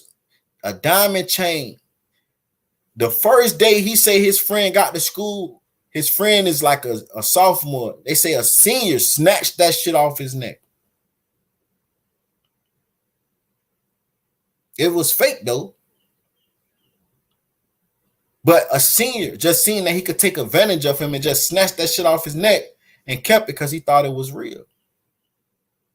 A grown man that's in these streets, majority of these niggas that's in the streets is struggling. 20, 30, 40, and you got a 10-year-old walk around this bitch with more money than you in the streets, and he talking shit. I need that. He went from that to being in a mansion. That's a blessing. It's not a golden blessing. It's not a 360, but he's in a better environment. And we have to realize that.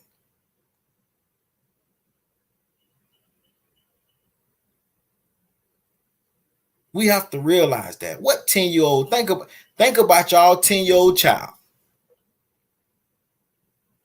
Think about your 10-year-old child out in the streets right now. It's 3:30 in the morning. Your 10-year-old child out there in the streets right now, in the middle of the worst hood in your city, selling drugs and gambling.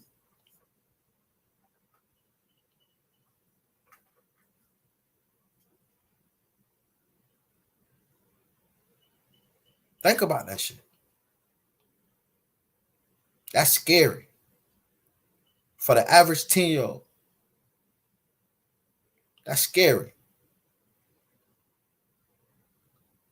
King was been on his own since he was 8. In the street since he was 8 years old.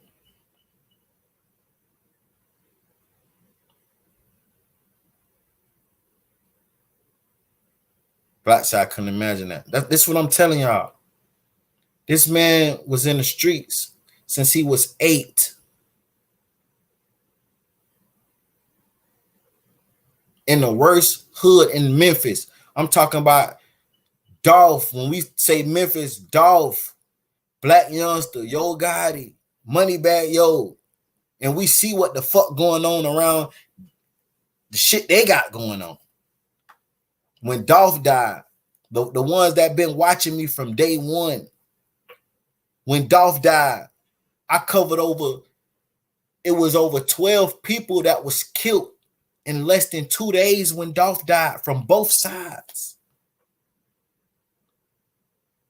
Couple of months passed. It was over, they said it was over 30 some people. One lady went on the news begging her mom. I've been begging my mom. I just want to leave. A girl.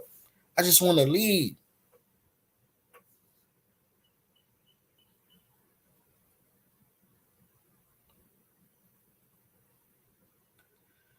So I just had to do that. But the reason why I said I had to speak on it, because a lot of women is still ain't having that shit. But a woman is going to see it different, because a woman automatic have that nurture bone in their body. They automatic have that my baby. So they going to automatic, when they see a child, they going to automatic look at that child like that child needs to be home. And I get it. I get it. Since this shit been going on, I was pissed. I'm like, why is the fuck y'all keep saying this child need to go home with these people that ain't take care of him in the first place? And it was mostly women. But I understand it. Because a woman think mother first. A woman think love first. A woman think nurture first.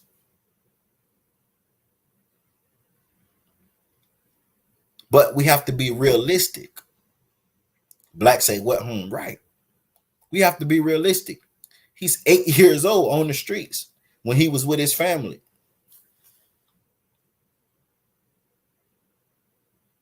He can't go back. He can't go back. And then his mom say, Finesse2tymes talked to his dad. Y'all know his dad was accused of committing a murder and was put in prison a couple years ago, like 2018, some shit like that.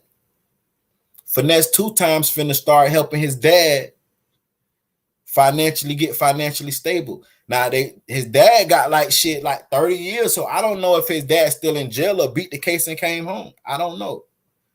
But the mom say that Finesse2tymes said he gonna start helping the dad. You know what the mom said? She said, yeah, Finesse2tymes finna start helping his daddy, but why he ain't helping me?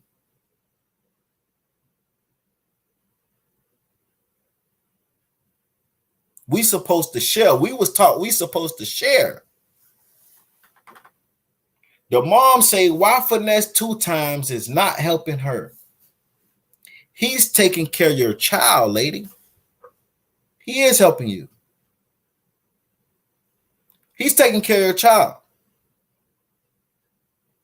You don't have no responsibilities. You don't have none of your kids. Only thing you have to worry about is you. Why the fuck anybody need to help you? At this point, you can help yourself.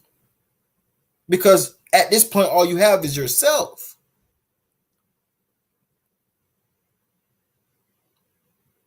You should be happy and praising him that he took that burden off your hand.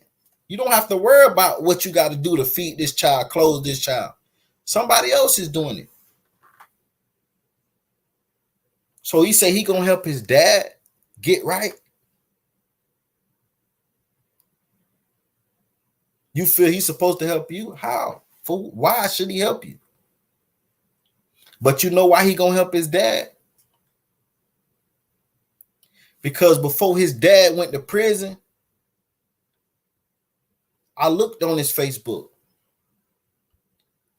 His dad got multiple pictures where he was in King life. Hugging King. King in the bed with him playing the game. He was a father out here in these streets, according to his Facebook.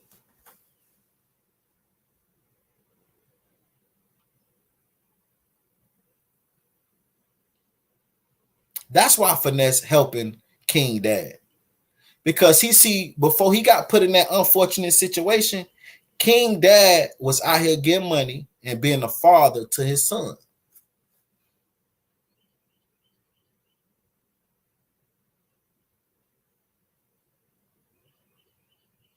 She said, we was raised to share. You basically saying that King's supposed to share that money that he getting with me. But y'all say King should go back to his mama.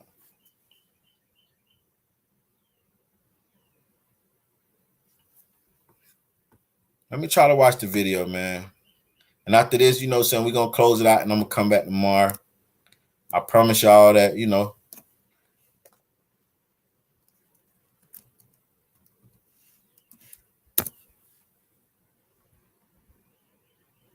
Shout out to CEO TV for this video.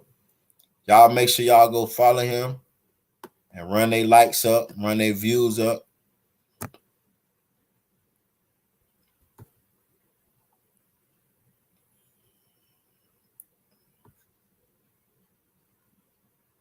Hold on.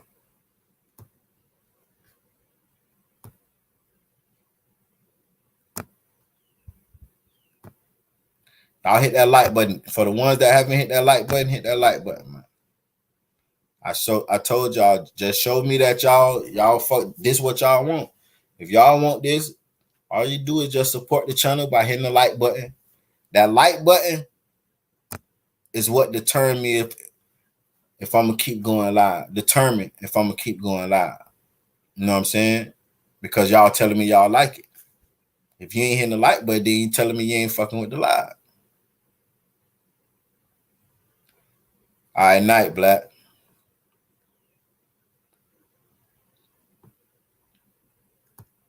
So, you know, if y'all want me to stay going live like I used to, if you haven't, every chance you get, you see it, you see I'm live, hit that like button.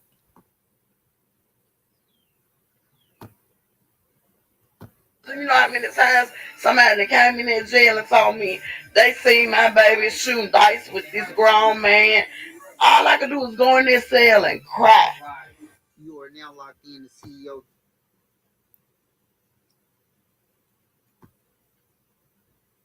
Then, because he got somebody that want to try to help her get her life. They say they want to help her financially, so they want to give her some money. Now, mind you, y'all know I showed the video yesterday where Charleston White was going at this kid saying all kind of bad shit to this kid. So somebody reached out to Charleston White that's famous, that's wealthy, and said, look, get in touch with King mom. We're going to help her and put her on her feet. We're going to put money in her pocket. We're going to help her get her credit score up and all this, right? This been about a week ago, almost a week ago, right? I'm pretty sure Charleston White have got in contact with her, right? Because she did a video and put her number out there for the world and told the world to call her and help her. Like, if y'all want, you know what I'm saying, to donate to her and stuff, put her number out there. So I'm pretty sure Charleston White got in touch with her. You hear me? But Charleston White, after him going at King, somebody hit Charleston White up and said they want to help the mom get right. So we don't know what's going on yet, no any updates, but we're gonna see. But according to Sko talked to her today. It don't seem like Charleston White them came through because she just want money. She just wanted Sko to get her money, from the words of Sko. Sko told her, look, I bring you on the channel. I let you tell your side, tell us what happened. And my people, he said, I'm gonna put some money in your pocket and my people gonna donate to the cash out. Off the rip, she ain't trying to do that. She just wants Sko to donate to her, what you call it? What's that shit when you raise money?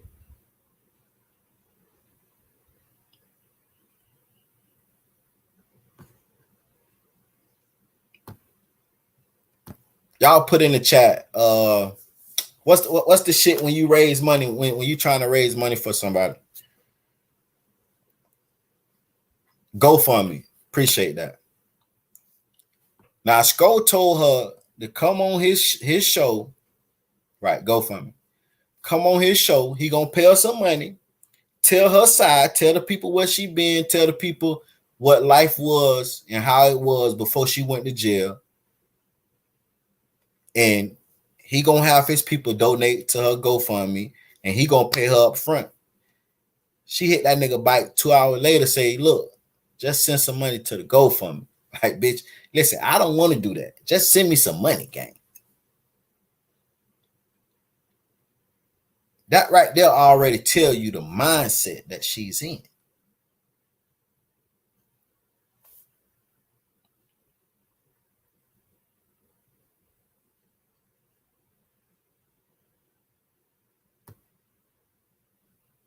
For today, right now.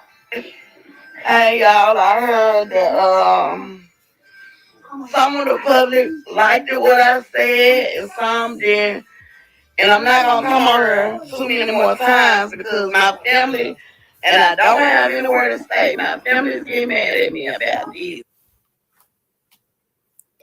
That's another red flag. Internet want King to leave Finesse2tymes, where he's living inside of a mansion, where he's getting fed, clothed, where he's getting paid thousands of dollars. And the internet want King to go back with his mom. His mom just said she's homeless.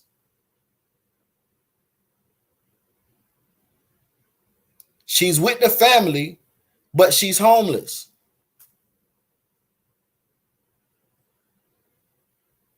But the internet want King to leave Finesse2tymes to go be with his mom, where she just says she homeless. Say he need to go to a family that allow his parents to see him on supervision visitation. She is not fit. They shouldn't just throw money at her. Facts. Say, is she even clean? I don't know. Like I said, my job is not my job is not to bash her. You feel me? But the thing is, I'm really going at the people on the internet that's saying that King don't need to be with Finesse. He need to go back home. That's my argument. My argument is not to bash her. My argument is saying I don't agree with these people because these people strongly feel that King need to go back home. And my fight in this is saying, listen, he don't. And this is why. So when I speak on her, it's not to bash her. You know what I'm saying? It's not to bash her. Shit. You know what I'm saying? Like my mom, she good now. Like my mom good. But I was raised by my grandmother and auntie. You know what I'm saying?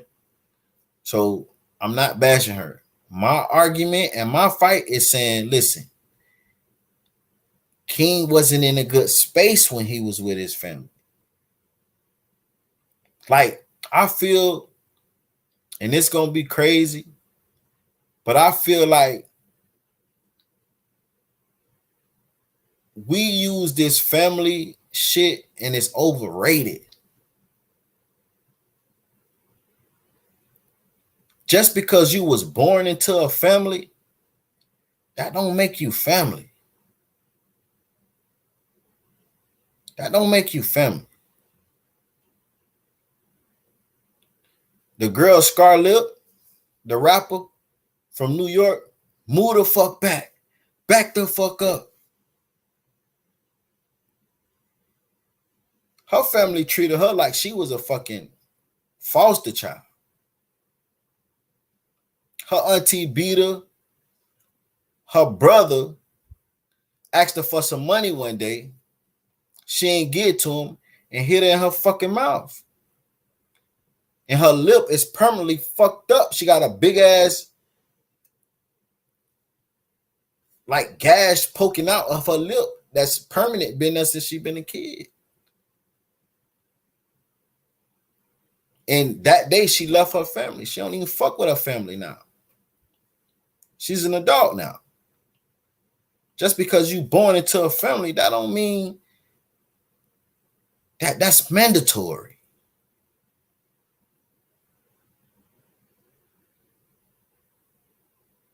It's the action. Blood don't mean shit. It's the action. What make you family? You feel me?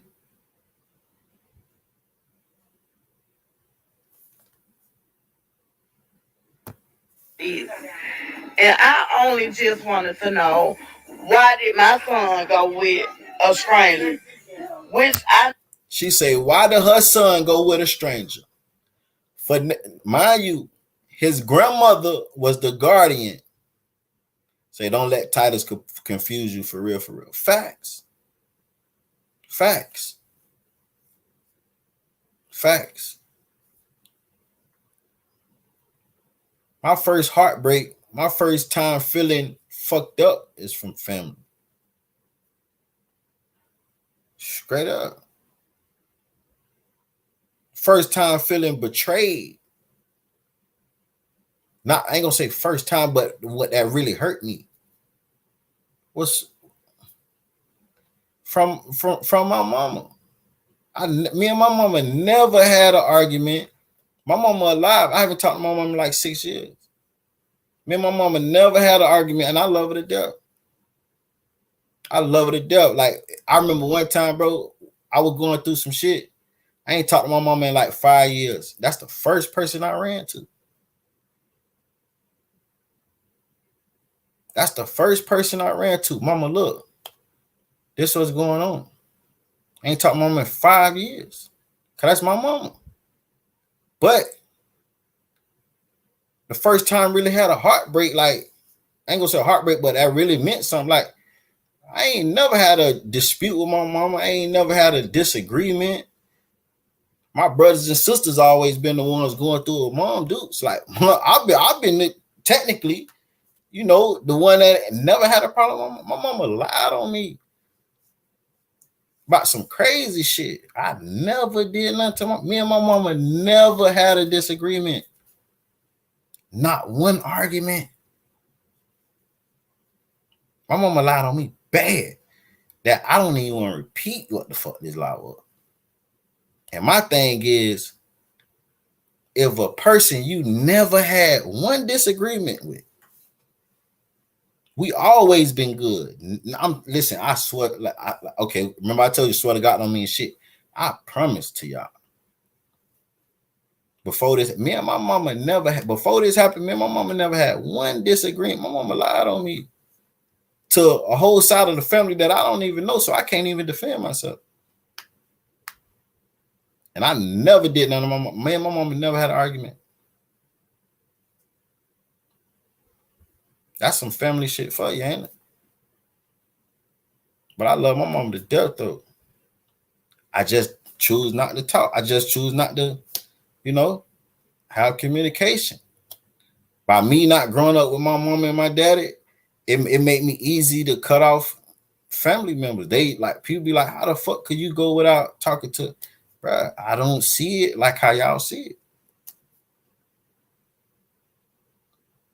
Family is action. And she lied. Mom, I ain't gonna say she lied, but mom, she said Finesse, her son is with a stranger. King grandmother had custody of him. Finesse2tymes say he paid for King to be with him. He said he broke them off a pretty penny. Who he paid? If Grams got custody of King, then who he paid to get guardianship over King? He paid grandma.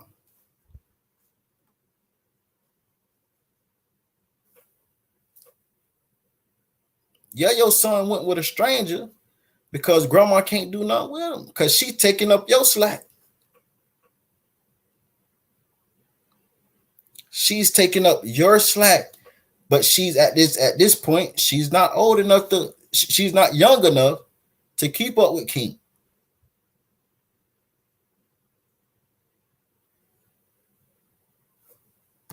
I know this man is financially stable, everything for my son. I know he's able to help my son, and I'm glad my son is happy. But at the same time, he got siblings, and I always have taught them to stick together. You know, I don't care who got what, everybody will share. And it's been hard as a single parent. There's Mr. Finesse. Well, he don't like me to say Mr. Finesse. He made a joke about it. So Mr. Ricky, he reaching out to my baby daddy, which is we baby, and telling him he gonna help him financially and get him up to where they at. So I'm asking why I'm not getting no help. Why I haven't? He got my mama $1,000, which I'm hearing different things about. My mama maybe smoking. He brought my child. Now, it's somebody in the back coaching her, telling her what to say, if you listen closely. Now, she say that Finesse2tymes said, well, yeah, that, and she talked to her baby daddy and said Finesse gonna help the baby daddy. Why he ain't helping her? Like I said, he's helping you. He's taking care of your child, man. He's helping you. Then she say she heard Finesse2tymes. Now she saying she heard Finesse2tymes gave her mom $1,000 for King, and that her mom might be on drugs. The grandmother, she heard. So that means she's not even in communication with her mom, who got custody of King.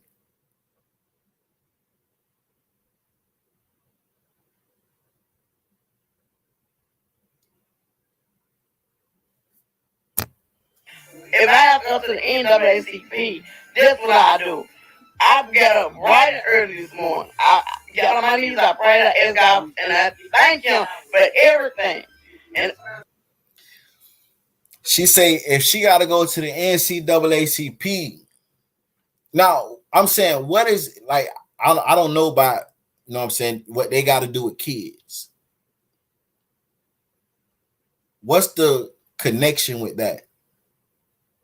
The NAACP and kids.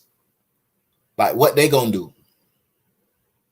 If anybody in the chat know, let me know. Like, what they gonna do? And if CPS took the kids from you, like, what? For you to even get these kids back, you have to show that you're stable. You have to show that you got a place. You have to show that you got income to be able to take care of these kids. You don't even have a place to stay. You say you was homeless. He said, man, she don't even know. I'm for real. I never heard of nobody going to the NCAACP for about anything about their kids or whatever, custody or not. I don't know. Like I don't know about that. I never heard of it, so I don't know what's the relation to that. They don't have anything to do with kids. That's probably all she knows to think about. They can't do anything for her. Hey, and like I was saying, I ain't laughing at that. I'm really like, you know what I'm saying? Like, I'm really like, the fuck is they gonna do? Like, I just need y'all to know that I'm not for sure on drugs. I just got out. I've been working so hard as trying to stay stable and a young lady and stay humble to everything that I'm going through. Because I have a mental illness also, which you people didn't know. I had a friend girl that I thought was my friend, and they Mickey me, gave me a bad XP back in the days, back early 2000. And it messed me up. So sometimes I'm okay. Sometimes I have my crying spells. Sometimes I'm just right. I be wanting to be dead. why is it somebody in the background telling her what to say?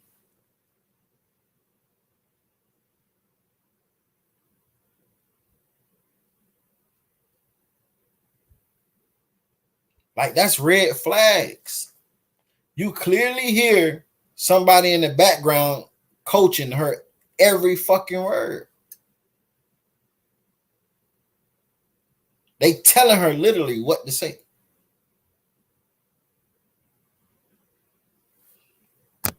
Everything. I know y'all probably say, well, they're in a good environment for her son to be in. No, a good environment for my son is being raised by his grandmother, his mother.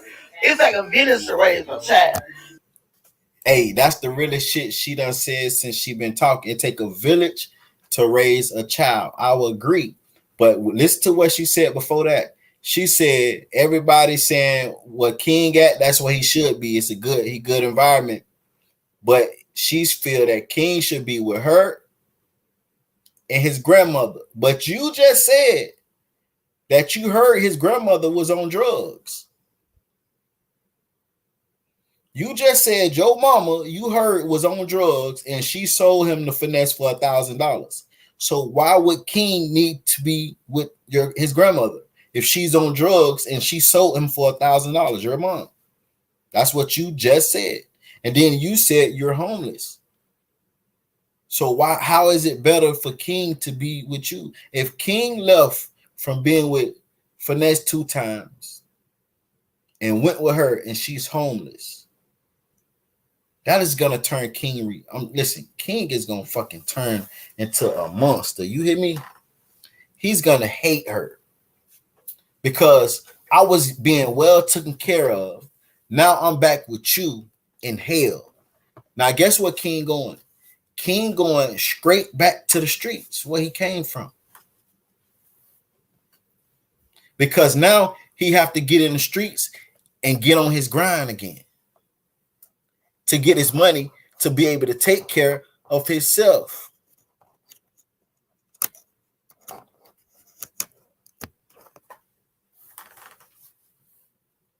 Like I said, this is not to bash her.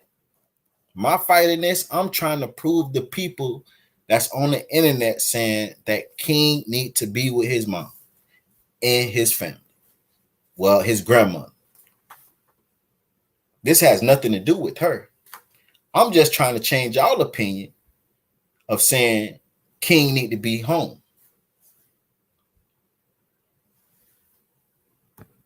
And believe it or not, it took all of us. And Mr. Ricky did not meet Keon on the street. He met Keon in South Memphis talking to Kivo Money because they was working on some music That's my state. That's what I heard. Because my son was coming to me, asking me, can he catch the Uber to Tate Street? And She say her son was coming to her, asking her could he catch an Uber to meet up with a grown man to do music. Her 10-year-old son, can he go catch an Uber to meet up with a grown man? My son is in high school. My son will be driving next year. I didn't even listen. I don't even let my son ride with his friends to the track meet. I take him. I don't even allow my son to ride with his friends from school. When they do after school, they was driving from school to the store to get snacks and shit. I told them, don't play with me. And the store is 3-4 blocks down from the school. I don't allow my son to drive with his friends 3-4 blocks in the car with them. He's in fucking high school. But you letting a 10-year-old get in an Uber in Memphis to go meet a grown adult to do music.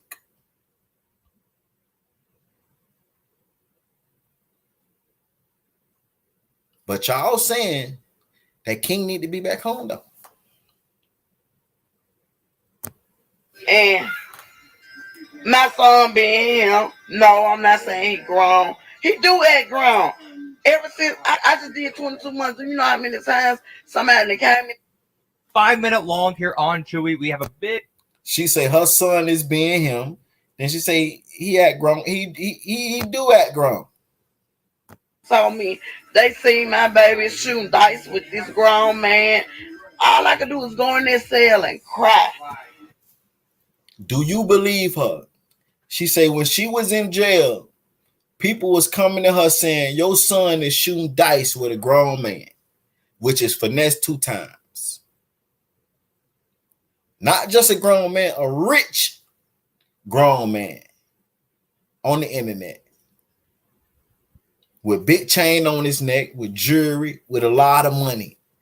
Do you think she went in there and cried because she was sad that her son was out here shooting dice? Do you believe that? King was shooting dice before he met Finesse2tymes. So she wasn't crying when King was out in the street shooting dice, but she's crying when King is in the house or in the studio around millionaires shooting dice. You expect me to believe that? Y'all can't. I didn't have commissary. I couldn't call home and check on nobody. I couldn't do nothing but ask God to protect my child. I heard. We stay in the roughest part of North Memphis. And I heard we stay in the roughest part of North Memphis, but you would let your son catch an Uber to South Memphis, from North Memphis to South Memphis, 10 years old.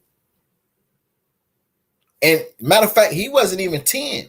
He had to be 8 because she was gone for 2 years. Mind you, this is when he was in her custody. So King was 8 years old catching an Uber from North Memphis to South Memphis to go to the studio with a grown man. He catching an Uber by himself to go to the studio and meet a grown man to do music at 8 years old. And you saying y'all live in the roughest place in Memphis. Mr. Charleston wanna talk to me and help me financially or something. I don't know. I have never once got on and asked somebody for no money. And Mr. Ricky said I asked him for some money. No, I have not asked anyone for no money. I never asked my son for any money. And since I got out of jail, I haven't had a pair of right draws for myself. You know. She say since she got out of jail, she ain't had a pair of good draws for herself. She said right, but y'all know right, she country. Right mean good. Since she got out of jail, she haven't had a pair of good draws for herself. How do y'all expect her to take care of King? But y'all said King should go back home.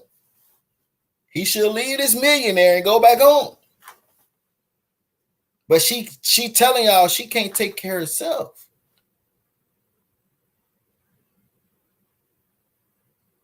So how do y'all expect her to take care of King? And she also have 3 other kids.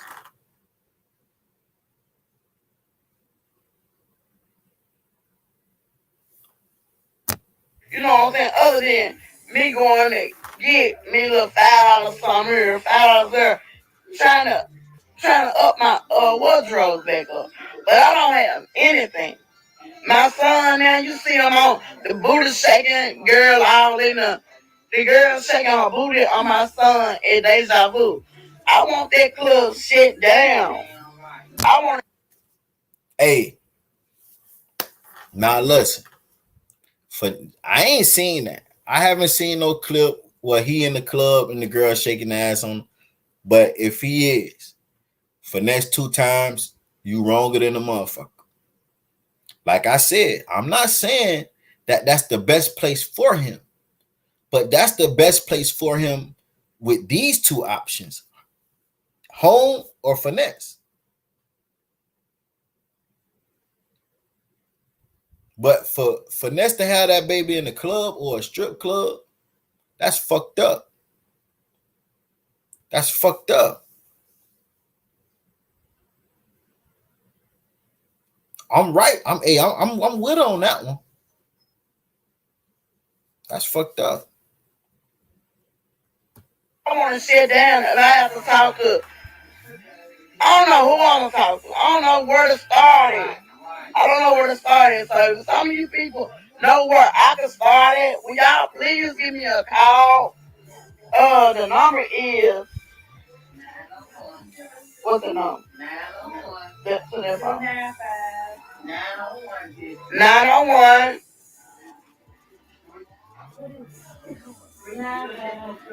Hold on, we're finna get the number, y'all. I'm sorry. I didn't even have a phone. I got a friend that came and treat me like a real sister. I mean, we came up together in high school. I went to Woodale. And she came to me and since then it's been friendly. I mean, that's my sister. She holding me down. And I got some family over here that's holding me down. All I've been doing is crying, praying. I'm even on this man on his live asking my son, just talk to me. He told me when he did the concert the other night, I don't want to talk to you. I don't want you there. Why is you talking to me like this, son? I never done nothing wrong to you.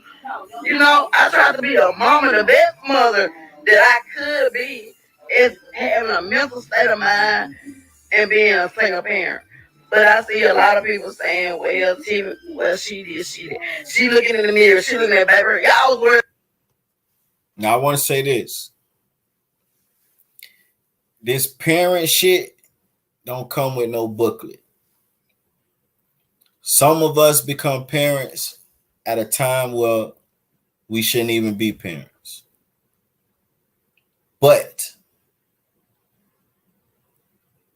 we have to put the excuses to the side and be a fucking parent. And King telling her he don't want to talk to her. He don't want to see her. Listen. Think about this. It's fucked up he's saying that, but think about this. He was 8 years old on the streets, taking care of himself. We don't know what King been through, man. We don't know what King had to do to survive in the worst place in Memphis. We don't know what he had to do. So King being on them streets, having to take care of himself at 8 years old, all the way till he was 10. Oh, he got some resentment. He probably hate her. He probably hate her. He say, random question, where's his dad? His dad was locked up, I think 2018 for murder. But how she talking, if she's correct what she's saying, she say that Finesse2tymes said he gonna help dad get back on his feet. He gonna help dad come up. So I don't know if dad's still locked up or he beat the murder case, but he caught a murder case in 2018. But like I said, before he went to jail, if you look at his Facebook page, every other picture is him and King. Dad was in his life. It was him and King and his girlfriend. That's all he posted. His son and his girlfriend and him. That's all he posted. So he was in King life before that murder happened. Shit, he even posted her on his live. And he's a young dude. So I don't even know how they became. Not saying nothing with her, but I'm saying she looked older. King dad looked like a fucking young dude.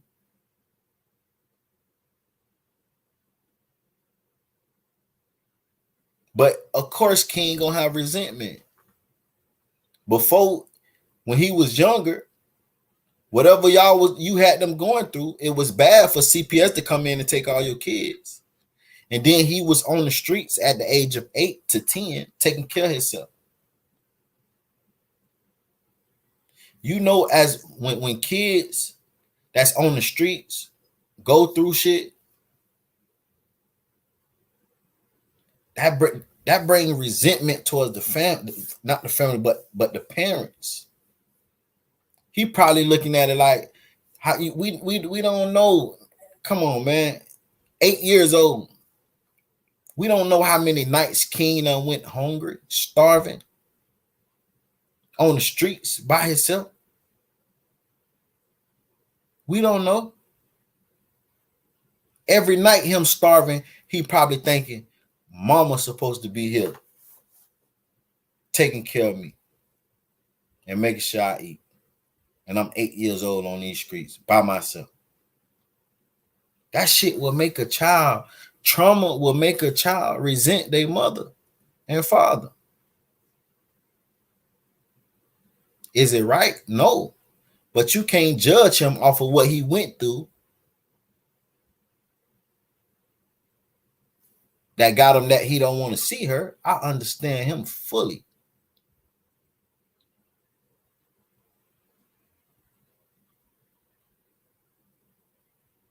Eight years old. 8 years old in the streets by himself. No telling what that nigga, you know how many people done bullied that motherfucker? Cause he got listen, he talk like he's an adult. You know how many motherfuckers done bullied that nigga in the streets? You know how you do the little young nigga that's bad as fuck? Come on, man. Imagine what the OGs done made him do. The fucked up OGs done made him do just to give him a couple dollars. 8 years old in the street. They know he gonna do it because he need help.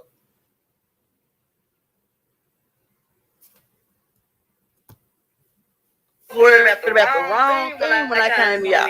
I came to y'all people for help. You people came back and failed me just like they failed my kids. My kids have started getting in trouble, and everything since they got out of my custody. Just look into what I'm saying. Please. And I'm gonna keep on praying, and y'all keep on keeping me lifted, and y'all prayer, and I just pray. And if y'all can help me and help me.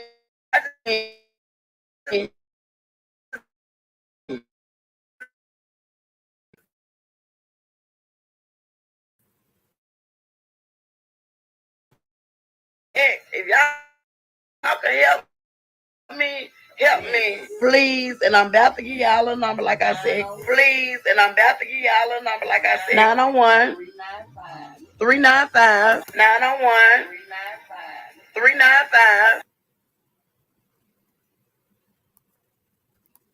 Hold on.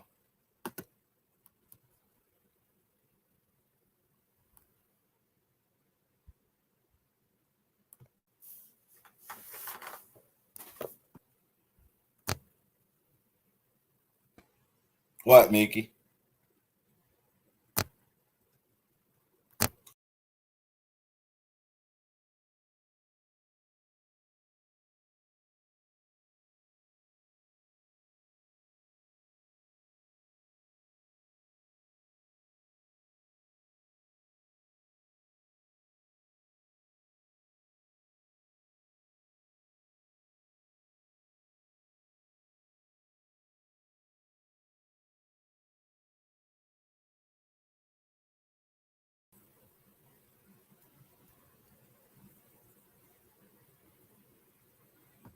She say, you say, who is that lady? That lady is King Mom.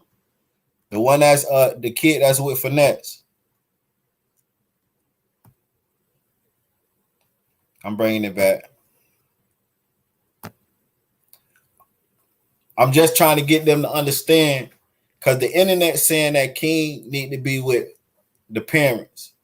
And I'm just showing them how unstable his family is, and that him being in Finesse 2Tymes is better. Say why she asking for money, right? Because she fucked up. But at the same time, that's the only thing she worried about. That's the only thing she worried about. Money.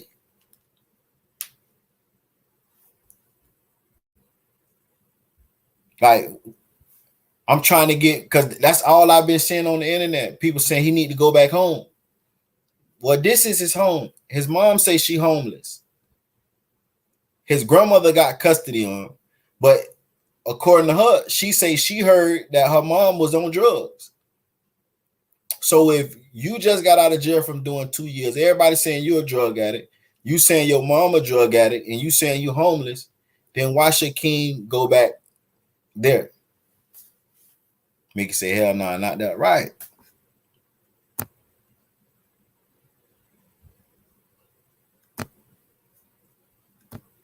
Now, like I said, I admit, King Finesse 2Tymes, you know, the environment he got him in is kind of, you know, a little wild. But if I have to choose between home and Finesse, I'm going with Finesse all day.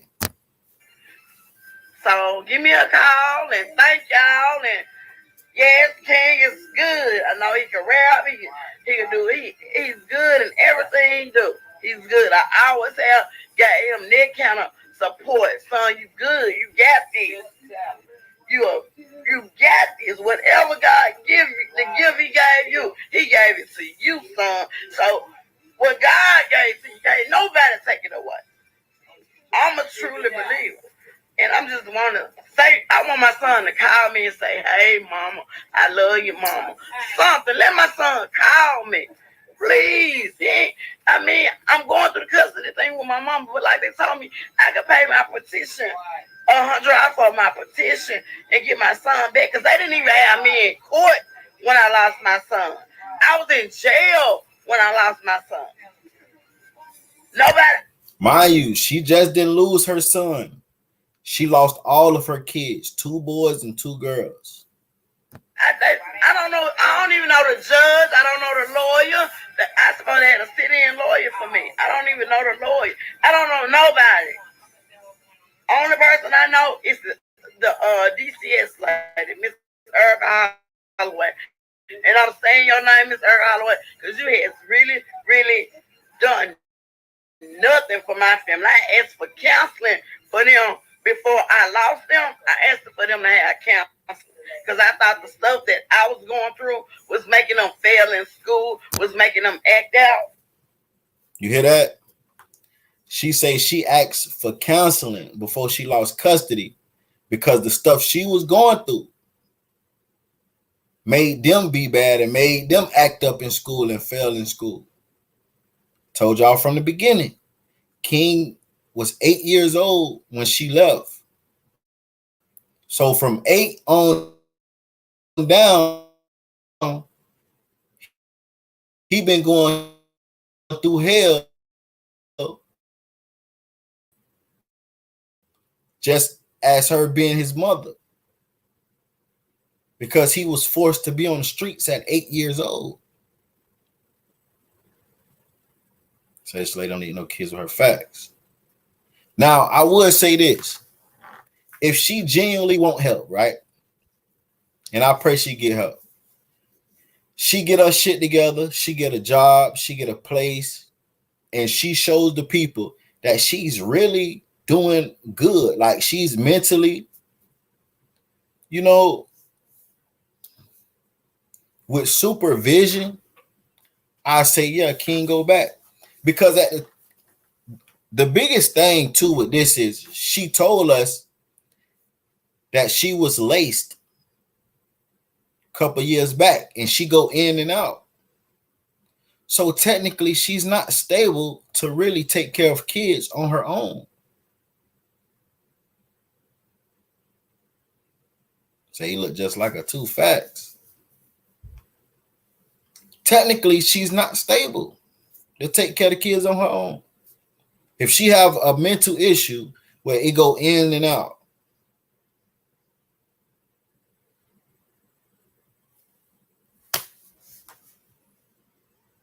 that's all I'm saying. Like, no, we got to make it make sense, man. So I asked her for that. But I guess for her to see me, a young girl, a young lady, I'm 39 now, so young girl, that's over with. I'm almost 40. So she didn't help them. So I want my kids to get some help. It's for them, y'all. It's for me now. It's 2 girls, 2 boys.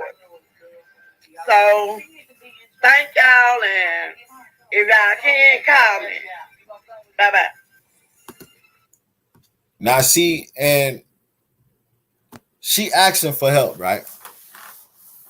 But like Sko said, and I'm going to say it again, Sko said he wanted to bring her on the show, let her tell her story. He was going to pay her, and he was going to tell his chat to donate to her GoFundMe, because she got a GoFundMe, right? She didn't want that. She just wanted Sko to give her some money, donate to the GoFundMe. That's all she wanted. She don't want to come up and tell her story. She just wants Sko to donate some money. If the internet has been painted a picture about you of not being a good mother, why you wouldn't want to come out and tell your story and get paid for it also, because you asking for money. Ain't nothing for free. Ain't nothing for free. For real, because it's not like she's in a spot where say pay her. Yeah, she want to get paid. Well, she don't want to get paid. She want a bitch to donate. Donate. But you don't have none of your kids. Other people is taking care of your kids. You said it yourself that she said her kids has been bad going down the wrong road since she left and went to jail. So that means not just King out in these streets, her other kids out in these streets. And she got girls too. And we know what the streets can do to these little girls. But my thing is, her focus is on send me money to help me.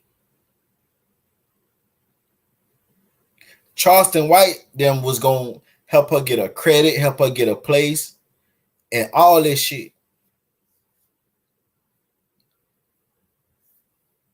So how is she telling Sko? I'm pretty sure Charleston White them done talked to her by now.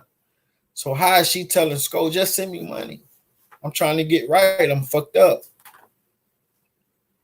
That means Charleston White, and then Charleston White even said it himself. He said, she don't, I had briefly went through it in the little last live he went on about it. So he must already talked to her, because he says the mama don't want no motherfucking help. This is what Charleston White said. So he already done talked to her technically. And because if he had the energy, let's help this mother. He was just saying, let's help this mother get her child back. King belonged with his mother. Now he's saying the mother don't want no help. So he had to talk to her too. So this is a thing about money. She's not mentally in a position saying, look, I want to do better. She's just thinking about the benefits. Somebody, and the whole time she's talking, somebody is telling her what to say. So these people probably told her, look, you could get GoFundMe. You know how they've been doing these people. People send you a lot of money. Yeah, she just want the benefits. And it's messed up because, like I said, King don't need to go back there.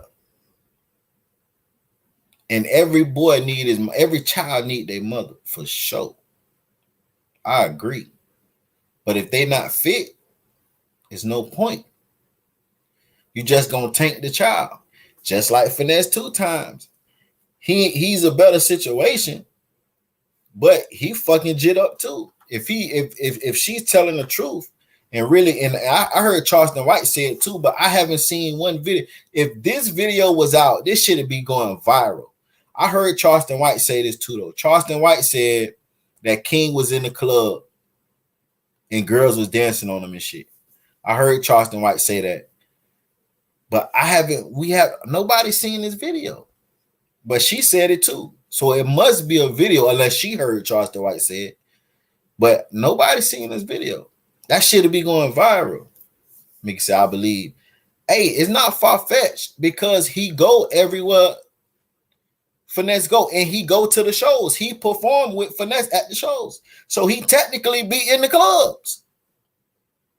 He's 10 years old. He's technically in the fucking clubs at 10 years old. On stage performing. So, and that's what I'm saying. It's like fucked up too with Finesse. But I'd rather him be in the club performing with Finesse2tymes than back home with them on the streets, raising himself.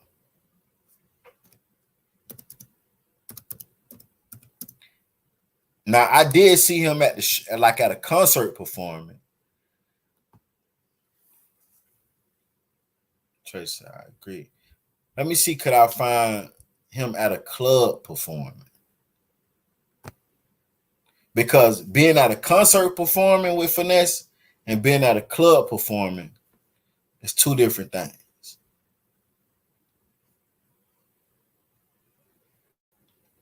Okay, but 2Tymes got to tighten up the facts. And that's what I'm saying. But see, hold on.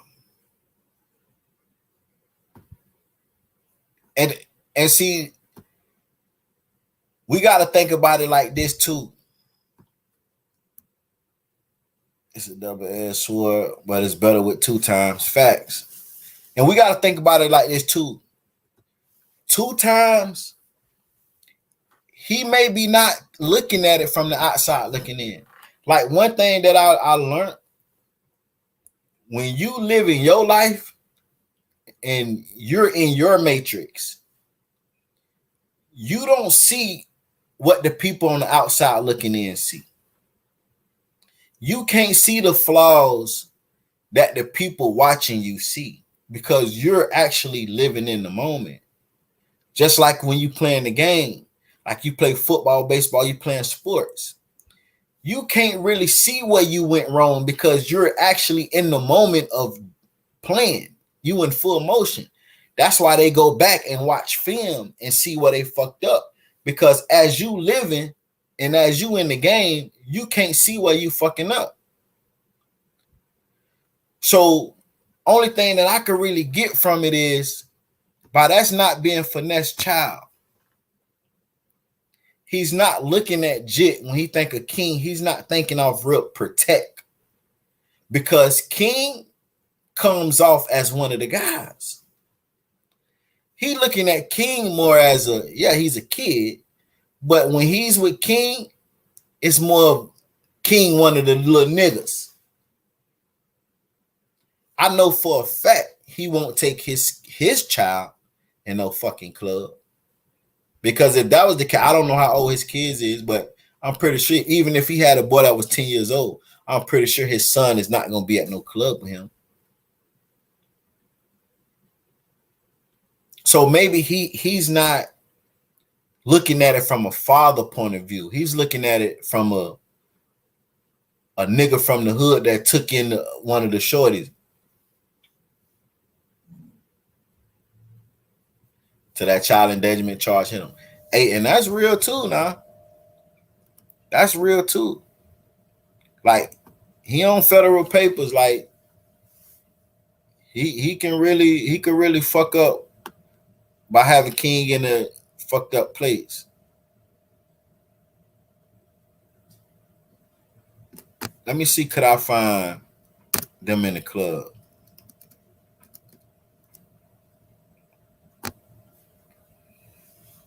You say King just an artist to him for real.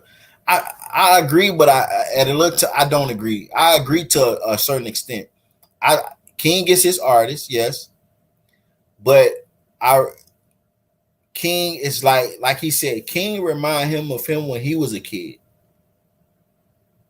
You know what I'm saying? And it be like that. The old, like when you see somebody that remind you of you take them in.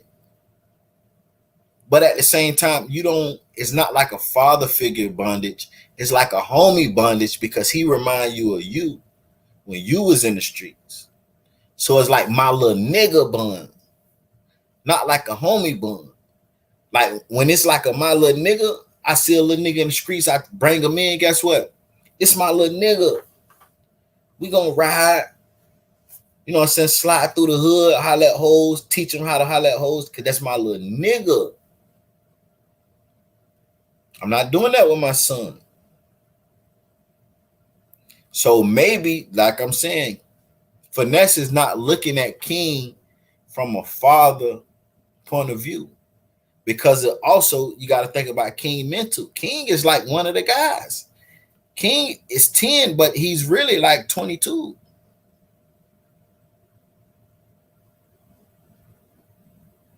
The way he think and the way he act.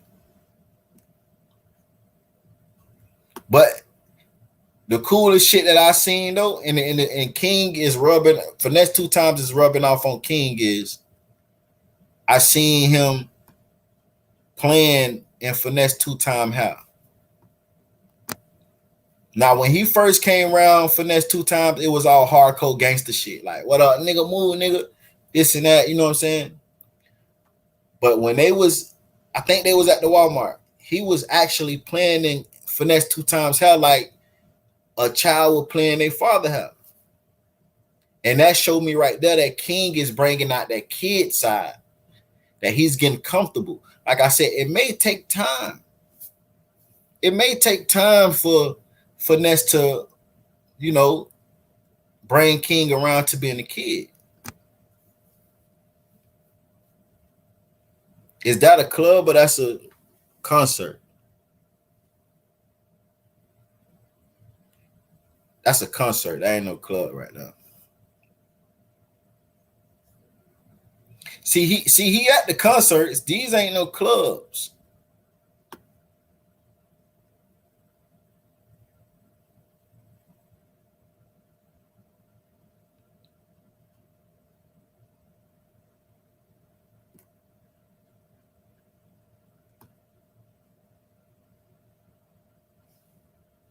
See, there go right there where he playing the nigga house. See, when he first came on, he was too gangster to be caught playing in the nigga house. Leave me alone, bro. I just sat down, bro.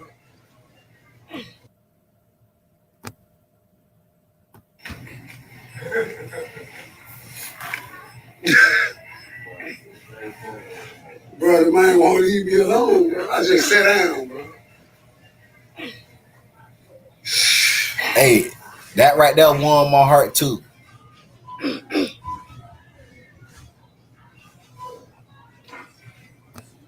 Most definitely hearts to that. Sure. Hey, boy, quit playing with me.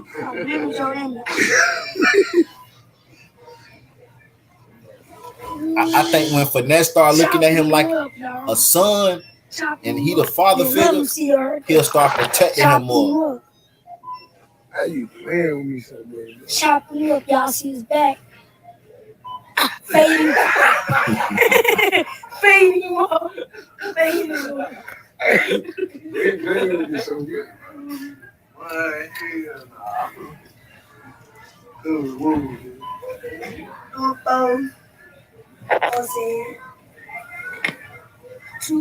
They might have not chopped me up, man. Y'all crazy. Well, they might chop up. I'm telling y'all. But don't smack my head. I'm gonna block your ass. Hey, y'all. I had this nigga. Look. Chop, chop, chop. I'm so tired of wrestling with this money, bro. Like, that shit make me smile, bro. Smack him. Yeah. Put this on the shade room. Smack him. Smack him. He's okay on the shade room. 2 on. Why you want to play with me, bro? Why you want to play on me so much? Come on, girl. You think it ain't gonna flinch, girl. Think it ain't gonna flinch. Let my hands go, girl. Here we go, girl. Why you playing me white for raw, man? You can get in your mouth, girl. Look. That nigga got the same outfit that Lamigo had on, all black. No blemish image to Migo. You know what, Migo got slapped. He said that nigga got the same outfit They Migo got had on. clippers in there, chop you up right here for $50. No. $2. I called him.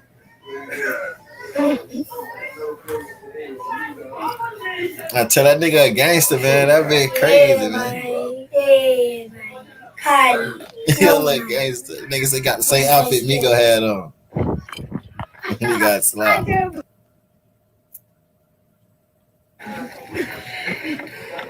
Trick. Quit playing with me. Quit playing. Stay right here. Stay in the corner. Stay in the corner. Get his ass, big A. Yeah. Whoop his ass.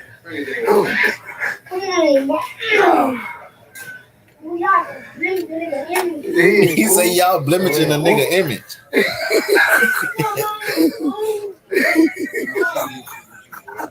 I'm sick of his ass too. Whoop his ass, bro. He said that remind me of myself playing with my son. I'm telling you. Whoop his ass. I'm sick of it. My shit calling. You calling the police? Hurry up. Before they get here.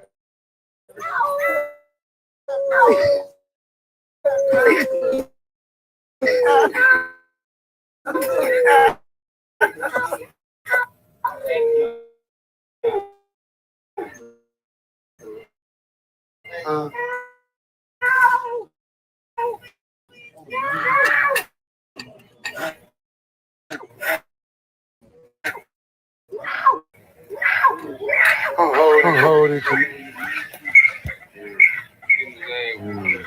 Go get it.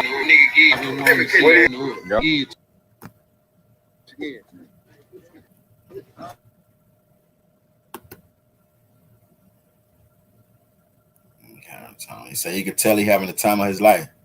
Facts, man. Facts. Shorty having the time. That's what I'm telling you. It'll crush him to go back home. It'll crush him to go back home, man. Homie is having the time of his life, man. And hey, but like I said, I really do hope Mom Dukes get her shit together. I really do. Like I feel like if she can prove to the system that she's stable and that she mentally ready to take on a child and a kid, hey, so be it. But I still feel she should have some kind of supervision. When I say supervision, it got to be somebody else in that crib with her because she already said she go in and out. She not mentally, somebody put something in her drink. Or not her drink, but she took a bad pill. But hey man, I agree with y'all too. King do need to be in an environment where he could be a kid. I agree with y'all. But if I had to choose between home and finesse, we're going finesse, man. This gonna be my last time talking about it. This the last time I'm talking about it. I just had to really get my point across because yesterday I even had to block somebody that been supporting me for a minute just because, you know, they felt like they had to really go at my head because of how I felt. But this why I feel because of what we just seen and heard. She's not stable to, you know what I'm saying?